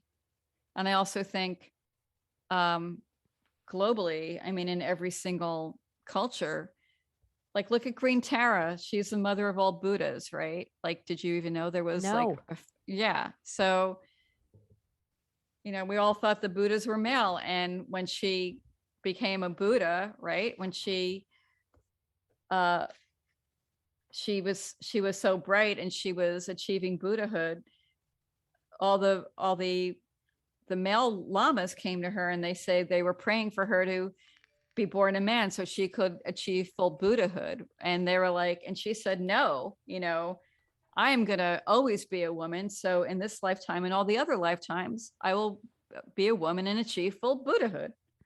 So, I mean, it's this whole thing about squelching the female, the divine feminine is a global thing. Some cultures more than others. I think specifically, though, Catholicism was probably the worst because of what happened in Nicaea. What? Go into Okay, so the Council of Nicaea, right? Mm-hmm. Which was really interesting. I'll go into that. Okay. So, and this was something that I knew way back when, and I was always fascinated by this because when you flip through your own book, is it cool still?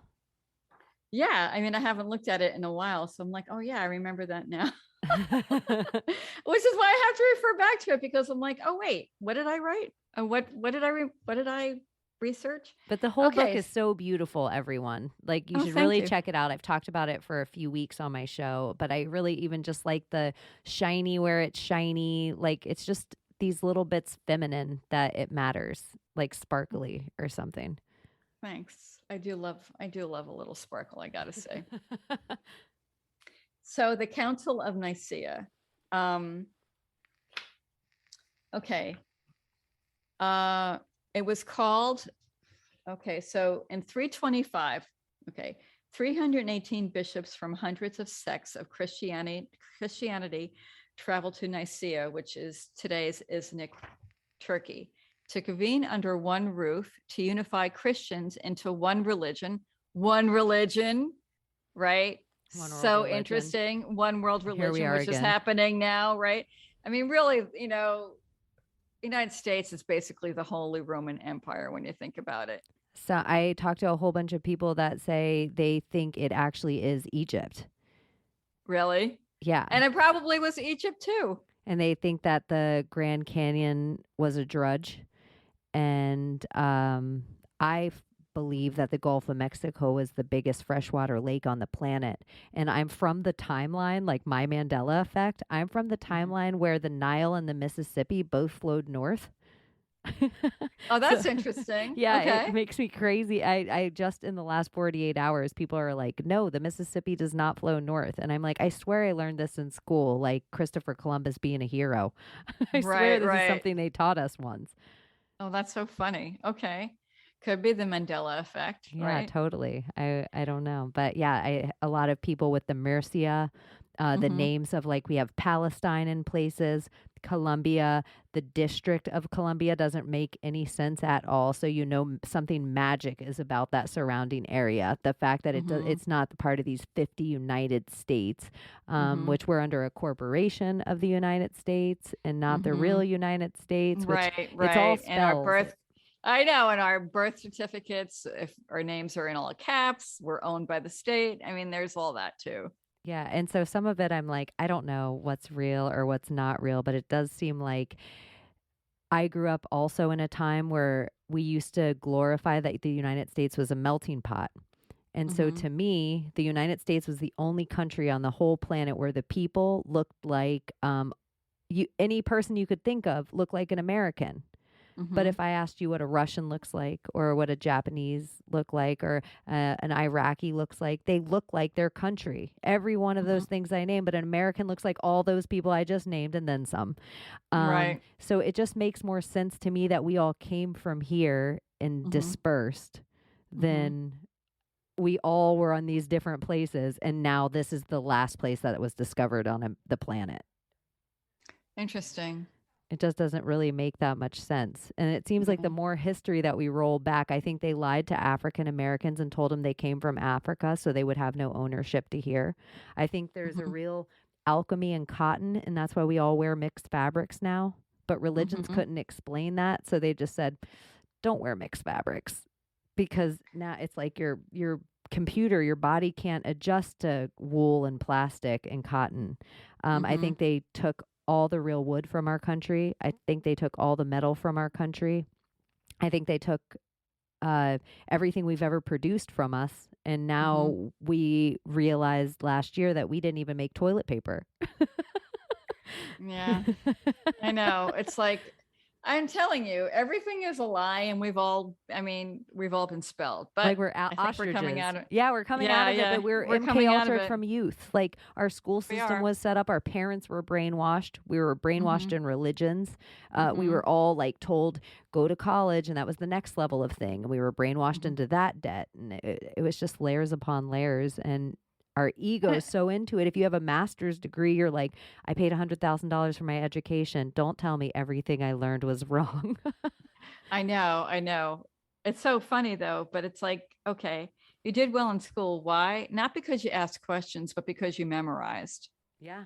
The regurgitator, the class clowns were the first people breaking the programming. And then You're you right. almost, this is something this week I was looking at a homeless person thinking, do they look at all of us in our ant cars and going to our jobs, like watching us go to work, like, look at her hating her day, watching us come home, look at her hating her day. And they Mm-hmm. were like, look at, they're homeless, poor them. And they're like, you guys have it all wrong. You're trapped in that system. Go pay your electric bill. Go pay your light Yeah. bill. I you know what really bothered me when I was living in New York City? Everybody was wearing a mask and everybody was, social distancing and everybody was, in lockdown. I would be walking around the streets, right? There was nobody out there. It was just me and a bunch of homeless people and the post office, right? And the homeless were unmasked. They were living on the street. They weren't dropping dead. Like that. Nowhere. No, but nowhere did they drop dead. Yeah. Or So, I'm like, if the government cares about our health so much, can they give us all free broccoli and gym memberships? exactly. Can they what about the cancer that they're causing? I think cigarettes are the Lee Harvey Oswald of cancer. I'm like, while you're putting everything in my food and spraying it on my vegetables and feeding my cow's cow, can we talk about Yeah. how cigarettes are really the cause? And look how many cancers they were just like all these cancers, lung cancer. Mm-hmm. It's almost like the same way they were like, anything that happens, this is going to just be labeled COVID by the hospital. You Well, almost that's wonder what they how long ago did. with That's what cancer they did did. that. They were literally paying hospitals to label anybody who died as somebody who died from COVID. And if they put you on a ventilator, they got like $38,000 or something like that. It was like, I can't remember the exact numbers, but it was like $18,000 if somebody died from COVID and 38,000 if somebody was put on a ventilator who died from COVID. It was something like that. I'm not good with numbers, but that's basically what happened. Yeah. And you want to know how you get falsified numbers. You pay people to give you falsified numbers. Isn't it funny how like a lot of people are bribed and paid off? Everybody. It seems like I sit with people that they're like, remember when the news was like real news? And I'm like, Mhm. no, I think When? all the channels that have ever Uh-huh. been put in front of you, now people are under this illusion they have Netflix. So I have the Mhm. freedom to pick my own show and it's contoured just to me. No, Mhm. you're all getting the same algorithms. You're all still being fed a narrative. It might come to you in a comedy. It might come to you in a stand-up. This time it might be called The Octopus Teacher, but you're all buying a narrative and you're not even realizing you're doing it. Their symbolisms are everywhere to me. And so Mhm. when I hear everyone start to talk about Tiger King, I'm like, this is something. There probably is real tiger symbology that we're all about to be pulled toward. And the powers that be, the evil they, knew we Mhm. were about to be called on this Tiger King, like Mhm. energy, whatever that was. It was probably a tigress queen. And they were like, let's kind of bottleneck that. Let's swoop in with this pop culture zeitgeist thing before they come across it or start like, why are we all thinking about these angel numbers? Let's make a Mhm. movie to make them all think they're crazy if they see too many number patterns. So what movie was that? I think there's like the number 23 with Jim Carrey. Uh-huh. And then there's another name they actually have for if you're a person that sees a pattern in everything. And I think there's a movie named after that too. But there's a couple of those number movies like The Omen or The Sign. Not The Omen. What was that one? The Seventh Sign, The Seventh Seal with Demi Moore. Right. Okay, I never saw that. Oh, I mean, a lot of times I will miss things Purposefully. intentionally. Yeah. Because I, like being in my head a lot of times. Well, it's perfect. So that's where it's like all the Tesla, the downloads come from, is that silent time. So speaking of numbers, Tesla said there was like the keys to the universe were in numbers 3, 6, and 9. I think about that all the time. I've You drawn do? 9 shape-sided figures inside 3. Sometimes I just think it's shapes, like a triangle with an, Right. and then sometimes I'm like, it Like has this? Like a yes, like a Merkaba. Like I've drawn all kinds of Merkaba. shapes I inside love shapes Merkabas. inside shapes. Right. And sometimes I think it has to do with like a division type thing. And then lately, like when I stare inside an old fashioned light bulb, I'm like, it almost has that 3 look. that I'm Mhm. like, I wonder if it's all just shapes and symbols and has nothing to do with numbers like we see them. I think it's I think it's numbers, but I also think shapes and symbols like that. If you can decode that somehow, you get the key to the universe. Because lowercase b is 6. And then Yeah. if you take a G, it's a 9. I also Mhm. like to think mirror with everything. Mhm. So I put everything in the mirror and look at it backward because I think it's like almost like to unravel their school of thought, you have to teach yourself how to think in chaos magic. And Well, that's yeah, backward. because well, I mean, I read that Aleister Crowley would teach his minions or whoever he was schooling to write backwards or to talk backwards. Did you ever hear about that? Yes. Yeah, and his writings, you're supposed to hold them up to a mirror. First of all, I'd stay away from that guy. I don't even want to mention his name, right?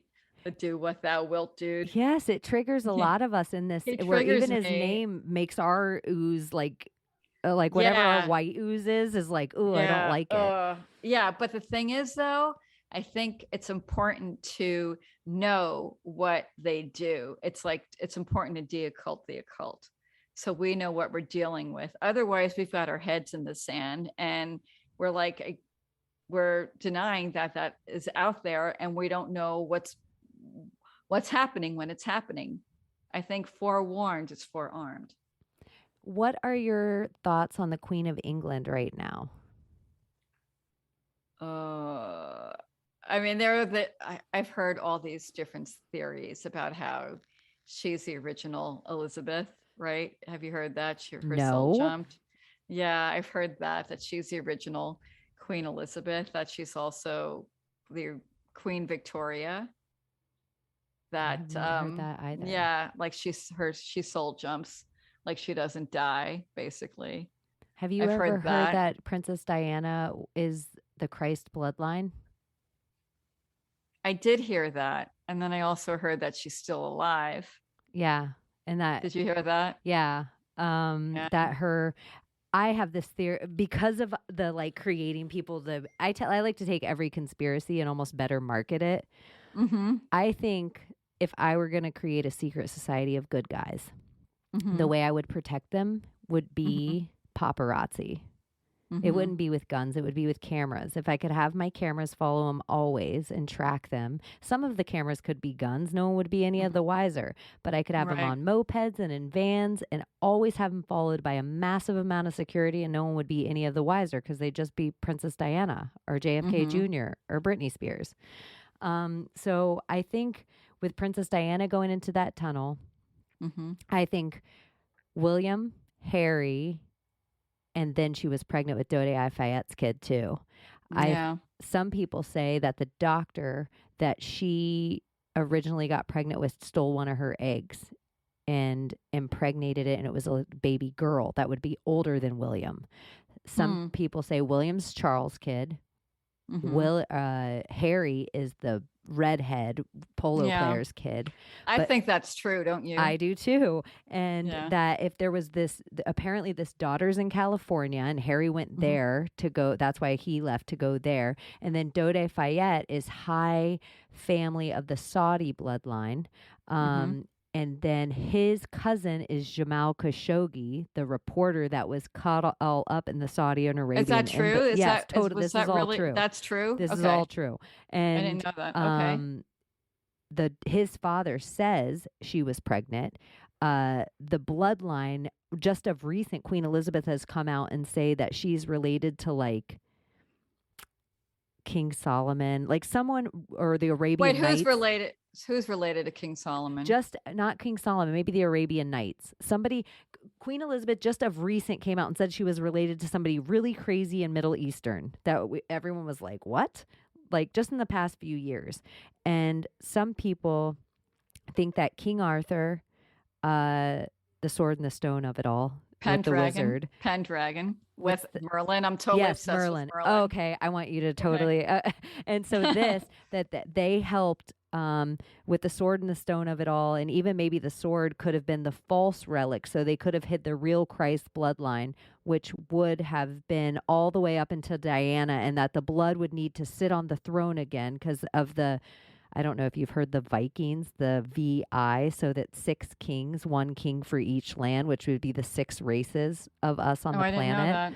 Okay. So each bloodline has to be over a place. So her bloodline, if it took its rightful place back on the throne, which would be any of her kids, would change everything. So now the Queen of England isn't showing up at the G20 summit.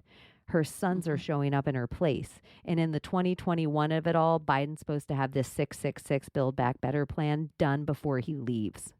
It's not going to be done. I feel like we're watching the New World Order fall apart in front of our eyes, and it's so fun. That's interesting. That's funny. Okay. So here's the thing, right? Okay. Yeah. Go.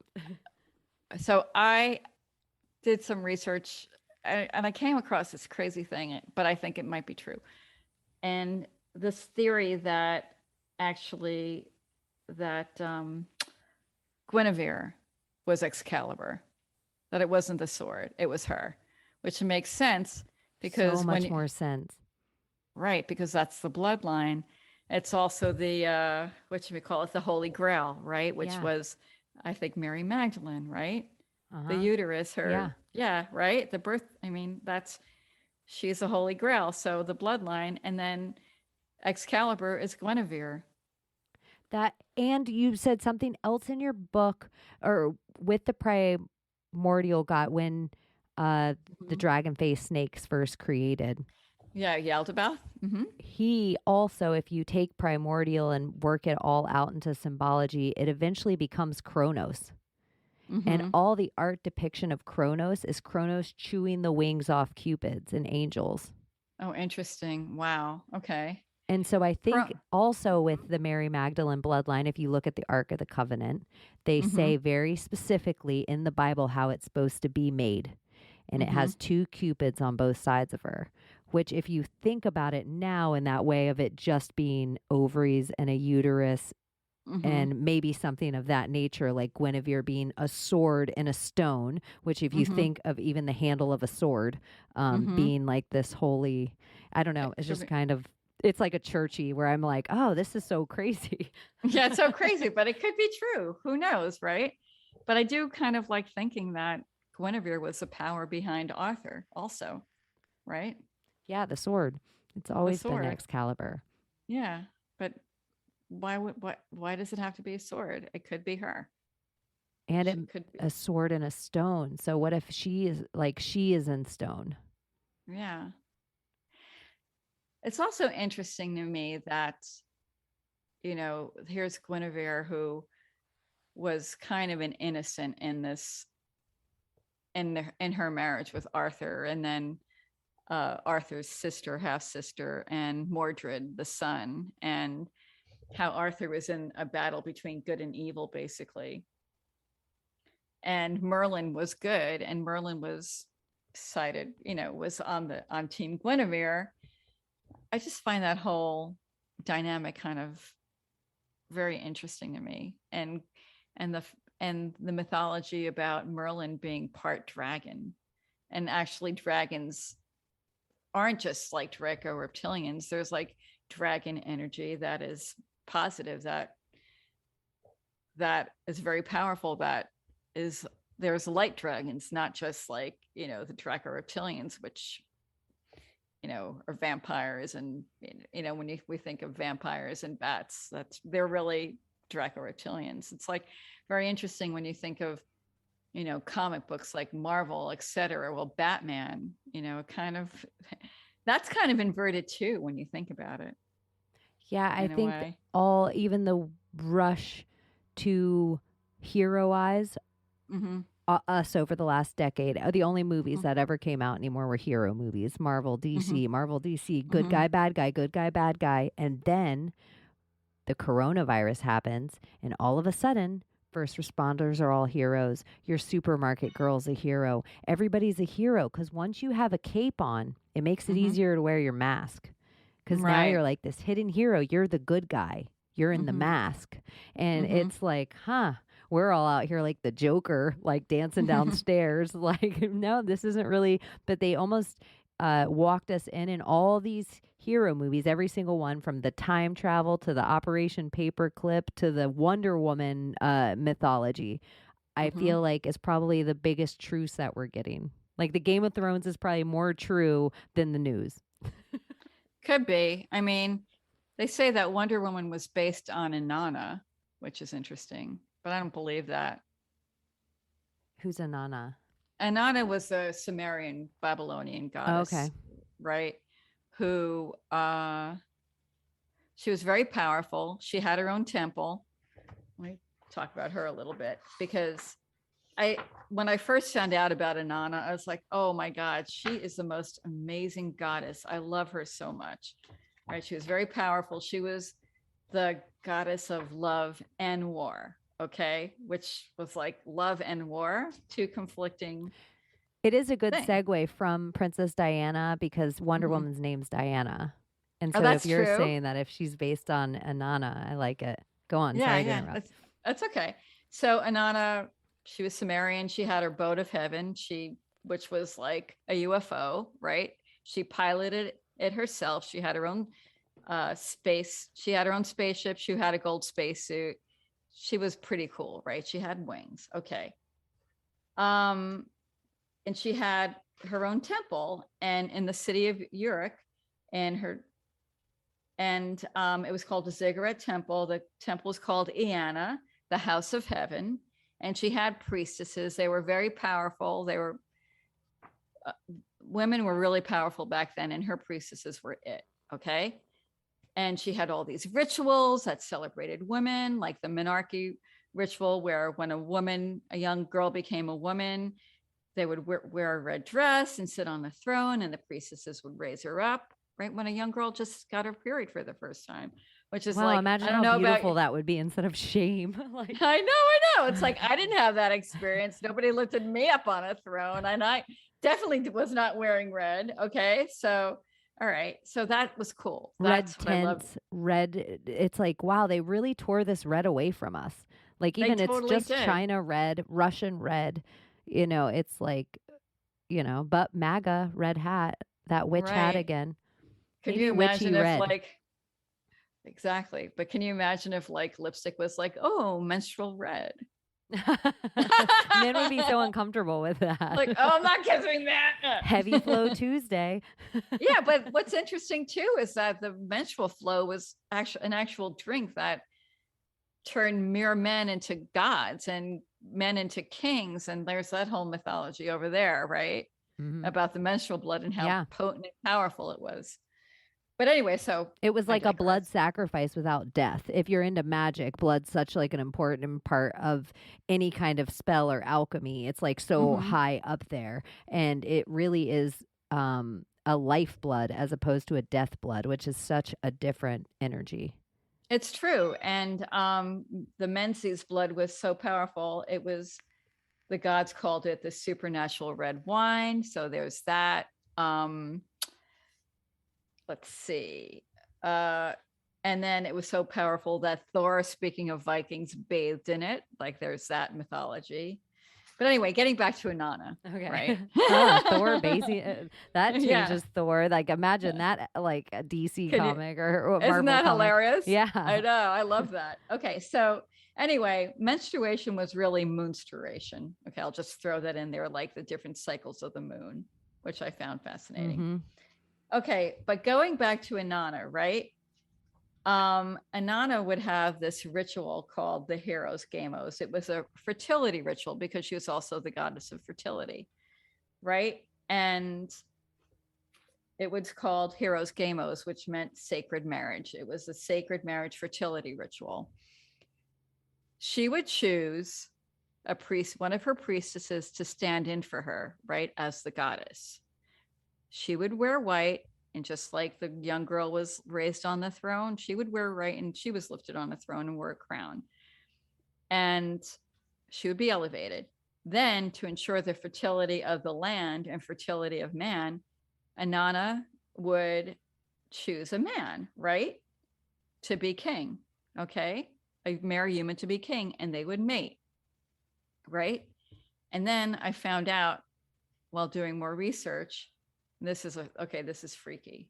I have to tell you, first of all, my birthday's on Christmas, right? Okay. Okay, so I'm doing this research on Christmas, right? My birthday's on Christmas. I find out that the king, right, after having sex with the goddess, right, he was sacrificed. Okay, like he was killed. They like slit his throat or whatever. I don't know how they like did Black Widow shit. Yeah, like Inanna's like the original Black Widow. Yeah, right. So God the Mother says the blood of man should never fertilize the land. And I'm like, oh my God, you sacrifice men? Then I find out on top of it, right? After the hero's gamos was consummated, the priestess, okay, that would be the spring fertility ritual, right? Okay, she would give birth to a baby. I'm born on Christmas. I'm reading this on Christmas. The babies were born on Christmas, right? Wow. Okay. Then I find out on top of that, those Christmas babies were sacrificed in the spring. Totally freaked me out. Wow.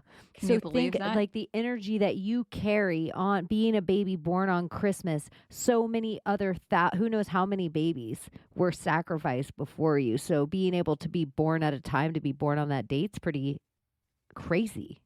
Crazy that like we were talking about synchronicity earlier. I'm like, oh my God. And the egg of it all, the Easter, if you to have a Christmas baby, and then we know what that says about the Christ to us from Easter to his birth date. That's so crazy. And I'm a Scorpio, and happy birthday, by the way. Yeah, thank you. I'm 11/21, so I'm the last day. But I found out that Valentine's, so the Valentine's Day massacre and all that, those babies made during that time are scorpions. And it makes sense. You're like, oh, this like bloody, this harsh, like, and then you kind of think how the signs almost toughen up as winter comes. Like it's like they kind of do. Yeah, like they flow through the spring, and then it's like once Aries rises, then everything changes for summer, and then you have this Libra that comes in and it's like, okay, let's scale this thing up, because it's almost like that Libra weight is this real center of like the end of the zodiac, because those heavy signs you have toward the end, but Aries is the start, I guess, in some zodiacs. So I don't know. It's all because then people are like, Western zodiac isn't even real. Esophagus or esophagus. What's efficacy? No. Efficacy. You know what? I said that word 1,000 times today, but anytime it's almost like one of those efficacious. Esophagus. No, I'm only kidding. I know but the snake serpent that they say that's the other horoscope that we all ride on. Oh, interesting. Okay. So here's something though. Okay. So Christmas, right? Okay. Jesus was born on Christmas, but she really wasn't. He was a Pisces, right? Yeah.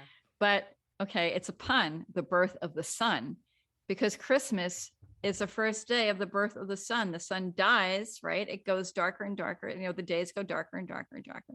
And Christmas is when everything turns around and things start getting lighter and lighter and lighter. So it's the birth of the sun, the actual sun in the sky, and the son of man, son of God. Yeah, it makes sense. Yeah. December 25th. Yeah. And which is pagan, right? A lot of these dates. Which is pagan. Yes, because the Catholic Church took away the pagan holiday. Isn't it weird that we were told so much about like Julian Gregorian, and we're led to believe they conquered the world. They have July, like we see names that are named after these Caesars or whatever, but it's real crazy to me. They kept pagan gods on every single day of the week and planets on every single day of the week, where there's like the school of thought that the Catholic Church, because it is like, let's say, a backbone of Christianity on the planet, or like the bone of Christianity on the planet that would always stay, that the pagans and Protestants realized they couldn't take it over, so they would have to infiltrate it. And so infiltration, not invasion. Yes. And so they realized that the people would never fall for it. So at the like, is it with the cross in the sky? What one's that? The flaming cross. Who saw that? The flame. he united the pagan empire with the shit. Oh. I don't know who saw the flaming cross in the If sky. you see a flaming sword, it's the. I'll think of him in a second. I'll have I'll think of it right when we get off. I'll probably have to correct it at the beginning. But they say that even like the fish, the mitre hat, and everything like that's all pagan stuff of their pagan gods. That comes from Enki and Quetzalcoatl. I can't say the name of the god, but it's the fish. It's something like that. It's like, yeah, but it's like the fish head. It's like the fish god, and it's like that's Enki. So, yeah, I mean, it is pagan. It is pagan. I could go into. There's so much in the Catholic Church that is. Well, you just say the thing about the Pope chair. Oh, the Pope chair. That's so interesting, right? I love that story. It changed because it just made me think of Joan of Arc so differently. Like maybe all that tale, like they're like, here, we'll put her over here and say, here's what happens to the one girl who put on stuff, but just the name Joan, how the same like they do to Mary, Mari, Mar. It's Mari, like C. Mar. Yeah. Right. The primordial sea. Yeah. Mary, Queen of the sea, which is like the primordial sea, like the sea of the stars, the sea of the universe. So that's really what that is. Yeah. I mean, yeah. And when you see Mary and she's got the cloak and it's the stars, it's like that is the primordial sea. Yeah. The primordial. So anyway, primordial sea. Like I like yeah. it. And it's they better say than primordial ooze. Primordial sea is so much prettier. It's so much prettier. And there's like a lot of water in space. Most people don't know that, which is kind of interesting. All right. So you asked, we're talking about Pope Joan. Okay. So Pope Joan, okay. In the Vatican Museum, right, there is a chair and the chair has a hole in it. And it was called the sedia stercoraria or dung seat, stercoraria. Okay. And it was a chair for the Pope to be. Now, why would a chair for the Pope to be have a hole in it? Okay, so the chair for the Pope to be would have a hole in it because prior to consecration of the Pope to be had to sit in the chair to bare bottomed, right? While a young cardinal would reach underneath to verify his manhood. So basically the Pope got groped in a chair made to check his sex. Okay, right? So why is that? What was the church so afraid of? And this chair, there are two of them, are actually in the Vatican Museum. So this is like real. Okay, but what the church was so afraid of was Pope John, who the church discovered after Pope John, her water broke while going down the Via, what's it called? The Via Sacra, when she was going down the Via Sacra in Rome, down in a procession from Old St. Peter's Basilica, her water broke and everybody went in shock because they didn't know that Pope John was really Pope Joan. And so from that point on, they had to check. So from that point on, they had to check because the church was humiliated. Oh God, you can't have a female Pope, right? So what happened to Pope Joan, though, was really a tragedy, a great, great tragedy, because she gives birth to this baby boy, right? Who actually goes on to become a bishop, I believe. He went up high up in the Catholic Church, right? But what happened to Joan was they killed her. They killed her. Jeez, and they knew she was the Pope. They knew she was the Pope, but they killed her because she was a woman. Crazy. Just right? Like, it was crazy. This will be done. Evil witch, like the Salem witch trials. Exactly. But the thing is, there's sculptures. There were sculptures of her that were destroyed. There is a bust of Pope Joan in the Duomo of Siena that disappeared, and the Vatican deleted her from its official Pope lists. But this chair is still there. So chair is proof that there was a Pope Joan. Well, then you almost wonder too, because what we know about Catholic priests now is that they're not allowed to fornicate. And so you wonder, was she allowed to, or was she raped? And so, No, she had a boyfriend. She had a boyfriend. So then, like, the rules have totally, like, this whole entire thing has totally been taken over in this way of like she was allowed a whole different freedom than even popes now are allowed. Yeah. I mean, I don't know whether it was public knowledge that she had a boyfriend, but she had a boyfriend. Do you think there was something with Mary, Queen of Scots, and the original Elizabeth? Excuse me. What do you mean? Doesn't it seem like it's always an Elizabeth and a Mary? And it's like, oh, I see what you're saying. And we also had like Henry VIII. We know that Elizabeth, which becomes like pretty much the most powerful queen maybe in our written history, as far as like modern history. And she is the bastard daughter woman of this king in a patriarchy that doesn't ever exist like that. She comes in, she totally gets rid of her sex altogether, doesn't take a man, and she even dresses herself in such a way. Also the redhead lore of it either being a giant's bloodline or a witch's bloodline, or even Mary had red hair. Mary Magdalene had red hair. And it's the least minority of anything on the planet, and it exists in every culture. You can be a redheaded Asian or a redheaded white person, a redheaded black person or a redheaded Hispanic. It's like, and it's always goes with fair skin tone, which some people think that would mean you would absorb, like your sun, your vitamin D, because you're so pale that you might be living in a darker place, or at night. It would be more natural for you. Interesting.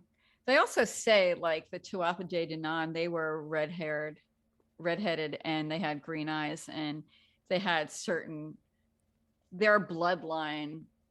A lot of like the super soldiers are descended from that bloodline, and that is a very magical bloodline. So true green eyes are the biggest minority under redhead. It's true green eyes, then redhead, and then like all the other. So to be a redhead with green eyes, like that is the bloodline that they want. Like that, they go after that bloodline, which is interesting. And think of how redheads, like you can't put them to sleep. Their pain threshold is different. I didn't know about that. Yeah, if you know an anesthesiologist, redheads have a different, like it's not just based on their body weight and height like everybody else. Like redheads will wake up more during surgeries. Redheads all together. And they're the only group that as children, adults will ridicule. It's like race within a race, where redheads are kind of treated like this redheaded stepchild, this like lesser than. Yeah, but they're really not, actually. It's quite the opposite. Well, look at Annie, that creepy story. We have a redhead that can sing, and there's a lady, a drunk lady that sells children to a billionaire. Oh my God, that's child trafficking. Yeah, there's so many stories like this that I'm just like, look at Dirty Dancing. Yay, a 15-year-old and a 30-year-old man, and they dance for a girl to have an abortion. Oh my gosh. It's like, you know what? You could go back at every single movie and like realize that you've been programmed. So programmed. I feel like our whole generation with the movie Dirty Dancing, our biggest fight has been abortion, and it's from that movie. Oh my God. I never even thought about that. And you're like, no one puts baby in a corner. Baby? Oh my gosh. We couldn't come up with another name for her. I know, really. Oh my God. Anyways, yes. You were going to say something else, and the Pope, well, I asked you about Mary, Queen of Scots, and if you thought anything of her at all. Oh, you know what I was going to say? Okay, so Elizabeth, the name means lizard born, as in like Draco reptilian, basically. There's a super soldier called Max Spears, and he says this, so... and so she was the first, and she's illegitimate. Like it's lizard born. Yeah. Interesting. I mean, maybe she couldn't breed. Maybe certain of these, like a liger can't breed, or a jackass can't breed. Like maybe these certain hybrid bloodlines can't have young. But I don't know. But I mean, this Elizabeth bred, right? Yeah. Who knows? I know. Who knows where their bloodlines come from? But then it's I know. obviously like important for them to keep like Diana close enough by. And Mhm. because Charles was going to be with Diana's sister. I didn't know that. Yeah, he was supposed to be with the sister first. Diana was really young when they met. She was in her teens, young teens, Mhm. and he was in his 20s, and the sister was older. So then it makes But you he liked think, the younger one, so yeah. okay. And he I've still never left Kamala Parker Bowles. That must have been his real love, but he that had was to. his real love. So he had to do this marriage for bloodline's Mhm. sake with Diana, which then to the Diana of it all, like the moon, and Mhm. that they'd even name her Diana. There's another thing too that's with the 13. You said Mhm. our moon cycle, the moonstration. Mhm. That's why the 13th, because it's the halfway point of where we ovulate, and so the Mhm. 13th is a big day for us. Interestingly enough, I think on the 31st is when Diana was killed, which is the inversion of the 13. Inversion. Right. Um, Right. and then also, Diana, another name for it if we were in Latin culture, and the exact same energy for all of Mexico and South America, Selena was also Mm. sacrificed. Selena is also the moon The goddess, goddess, right. killed on Oh the my gosh. 31st. That's interesting. Oh my God. There's so many connections and so many what's the word again that we keep mentioning? Esophagus? No. I'm like, I can't. I'm like, Marisa, what's the word? Synchronicity. Synchronicities. Thank you. Oh my gosh. Yeah, that's one of my favorite things about now, and my favorite things about the internet is just Mhm. being able to have these kind of conversations with people all over in a way that we kind of never would. I mean, society has definitely set us up in a way that even if we don't fit in each other's clothes or social spheres or colors of skin, that the idea of getting in a close quarter conversation to have like real ideas exchange are just, not I find it really fascinating that, sometimes do you feel this way, that you feel more connected to people that you meet online and, on the internet or on social media than people in real life? No, it's the most bizarre It's very weird. feeling to me in life at my age is how much I miss people that I've never met in the flesh. Like, it's so insane. Like, I have people in my life that I feel like I knew for a lifetime before this. But you never met them. Never touched them in the flesh. Yeah, I know. I mean, I feel like, oh, this person's one of my best friends. Have you ever met her? No. But like, we're in touch all the time. Yeah.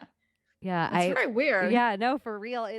But it has to be part of our authenticity and like our trust and our like. There's something about I energies and spirits that I've just met that I'm like, oh my gosh, this is real. And the more I let my wall fall of all the fake masks that we put on for people, the relationship's so different than all the relationships out there in the 3D world. It's like we all have nothing to lose at this point. Like we're all on the mics and these long distance things, and you're putting out your really raw thoughts, and somebody sees them and they're like, oh my gosh, here's all my crazy downloads. And they're like, I don't tell this to anyone because they think I'm crazy at a dinner party. And I'm like, yay, come in. I know. I'm the one who actually is like, oh, did you hear about this theory? And they're like, by the end of the evening, they're like running away from me. I'm like, okay. Another party that I kind of, tanked. I get that. Can we not bring up child trafficking tonight? Yeah, I know. Exactly. Can you not talk about adrenochrome tonight at all? Can it not come out of your mouth? I know. That's exactly what I talked about. All roads link to it. And the more I used to get in my realm of conspiracy, a lot of the people would kind of give me shit because of how much I would take apart Hollywood, just dissect it. But I think it's the biggest church on the planet no one's paying attention to. Why everyone's looking into this old esoteric stuff and these old symbols. I'm like, well, you can see this all in your face with Beyonce, Lady Gaga, Tom Hanks, every movie, every TV show. I can point it out, and I feel like because of pop culture, people are like, oh my gosh, I know what you're talking about. Whereas if I tried to explain the exact same thing, even now we're at this place where you can't even say the Bible without people being like, I can't listen to you anymore. You just said the Bible. And I'm like, Right. there has to be truth in everything. I think we need to stop thinking that like everything's a lie and start thinking, no, they splintered the truth so that we'd have to dig for it in the least expected places. It's not going to be easy to find. I actually think we should just, if they tell us one thing, think mirror, right? Yeah. What's the opposite, right? What's the inversion? And maybe that's the truth. Most times I bet it is. I love it. I love it. I'm so glad you came and hung out with me. I hope you'll maybe come and hang out with me again sometime. I would love to. This was really fun. Was it? Yeah.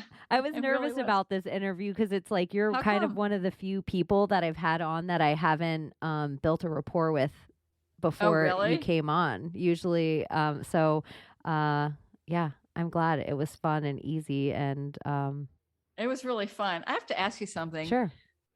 Talking about adrenochrome and like rabbits and like MK Ultra. Yeah. All right. You've got like is that a rabbit kissing a butterfly? Yes. I like all the symbology. I'm inverting it. So it's why symbology, the yod is like the rabbit ears, and it's in everything. The Alice in Wonderland. The rabbit, the adrenochrome rabbit, it's all their stuff. Then the monarch of it all, which so I have the butterfly and the Project Monarch and all that. Yep, MK Ultra. But instead of putting my rabbit in a warren, in a dark place, going to a rabbit hole, I think all the rabbit holes attach in a warren. So like no matter what rabbit hole you decide to go into, they're all eventually going to end up in this big, huge cavern of spirituality, and you're going to have to decide your way to get out. So instead I put the butterfly on the nose of my rabbit, so he's not inside the tunnel. Or what if he is inside the tunnel, it's like all like the knowledge almost. Whatever's been taken from us with all the monarching, because we all are MK Ultra'd, no matter how woke you think you are. Yeah, I know. We all are MK Ultra, and hopefully we'll be breaking our programming. I think we are, though. I think we are. If you and like there's so many I want to like get together a couple of women in a room to just take random ideas, and this is kind of what we do, or we all just, I call it churching. Anytime, like I think and I wish somebody just said this recently, and they were talking about, like, I think it was Jimi Hendrix, where he was saying God exists between the notes.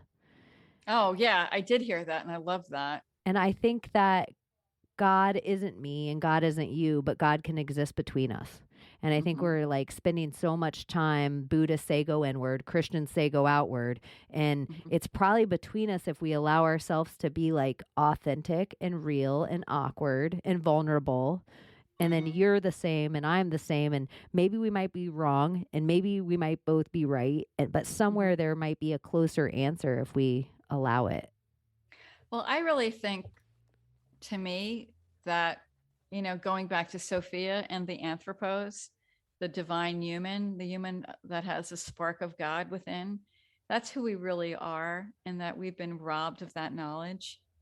And I just think that right now, I think this time is about humanity realizing who we truly are and realizing our own divinity and seeing it in everybody else. And that seeing that we're all the same, basically, we all come from source, and that we are source. And together, once we unify, instead of complying to what they want us to, once we unify and see who we are and that see the divine in each other, that's how we overturn the cabal. I agree. We're more powerful than them.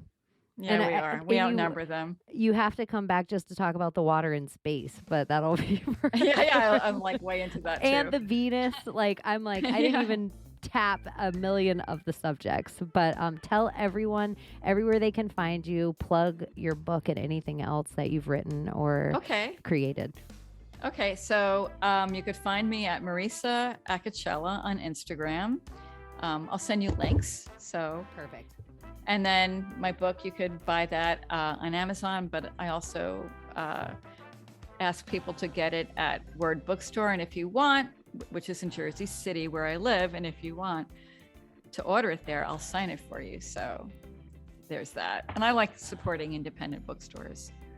Yes, I totally agree. Avoid Amazon at all costs. Yeah. I'm on Facebook, and I'm thinking of starting a Telegram channel. So I have a YouTube channel with a few videos, but I'm going to be doing more of that. So yeah, you totally should. And you, I just know so many people that are going to probably be harassing you after hearing this.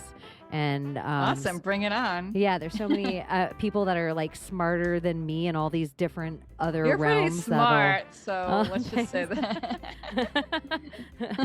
Sometimes I feel like a scatterbrained, and to keep it all on track. You're great. I think this was really great. I really love this conversation.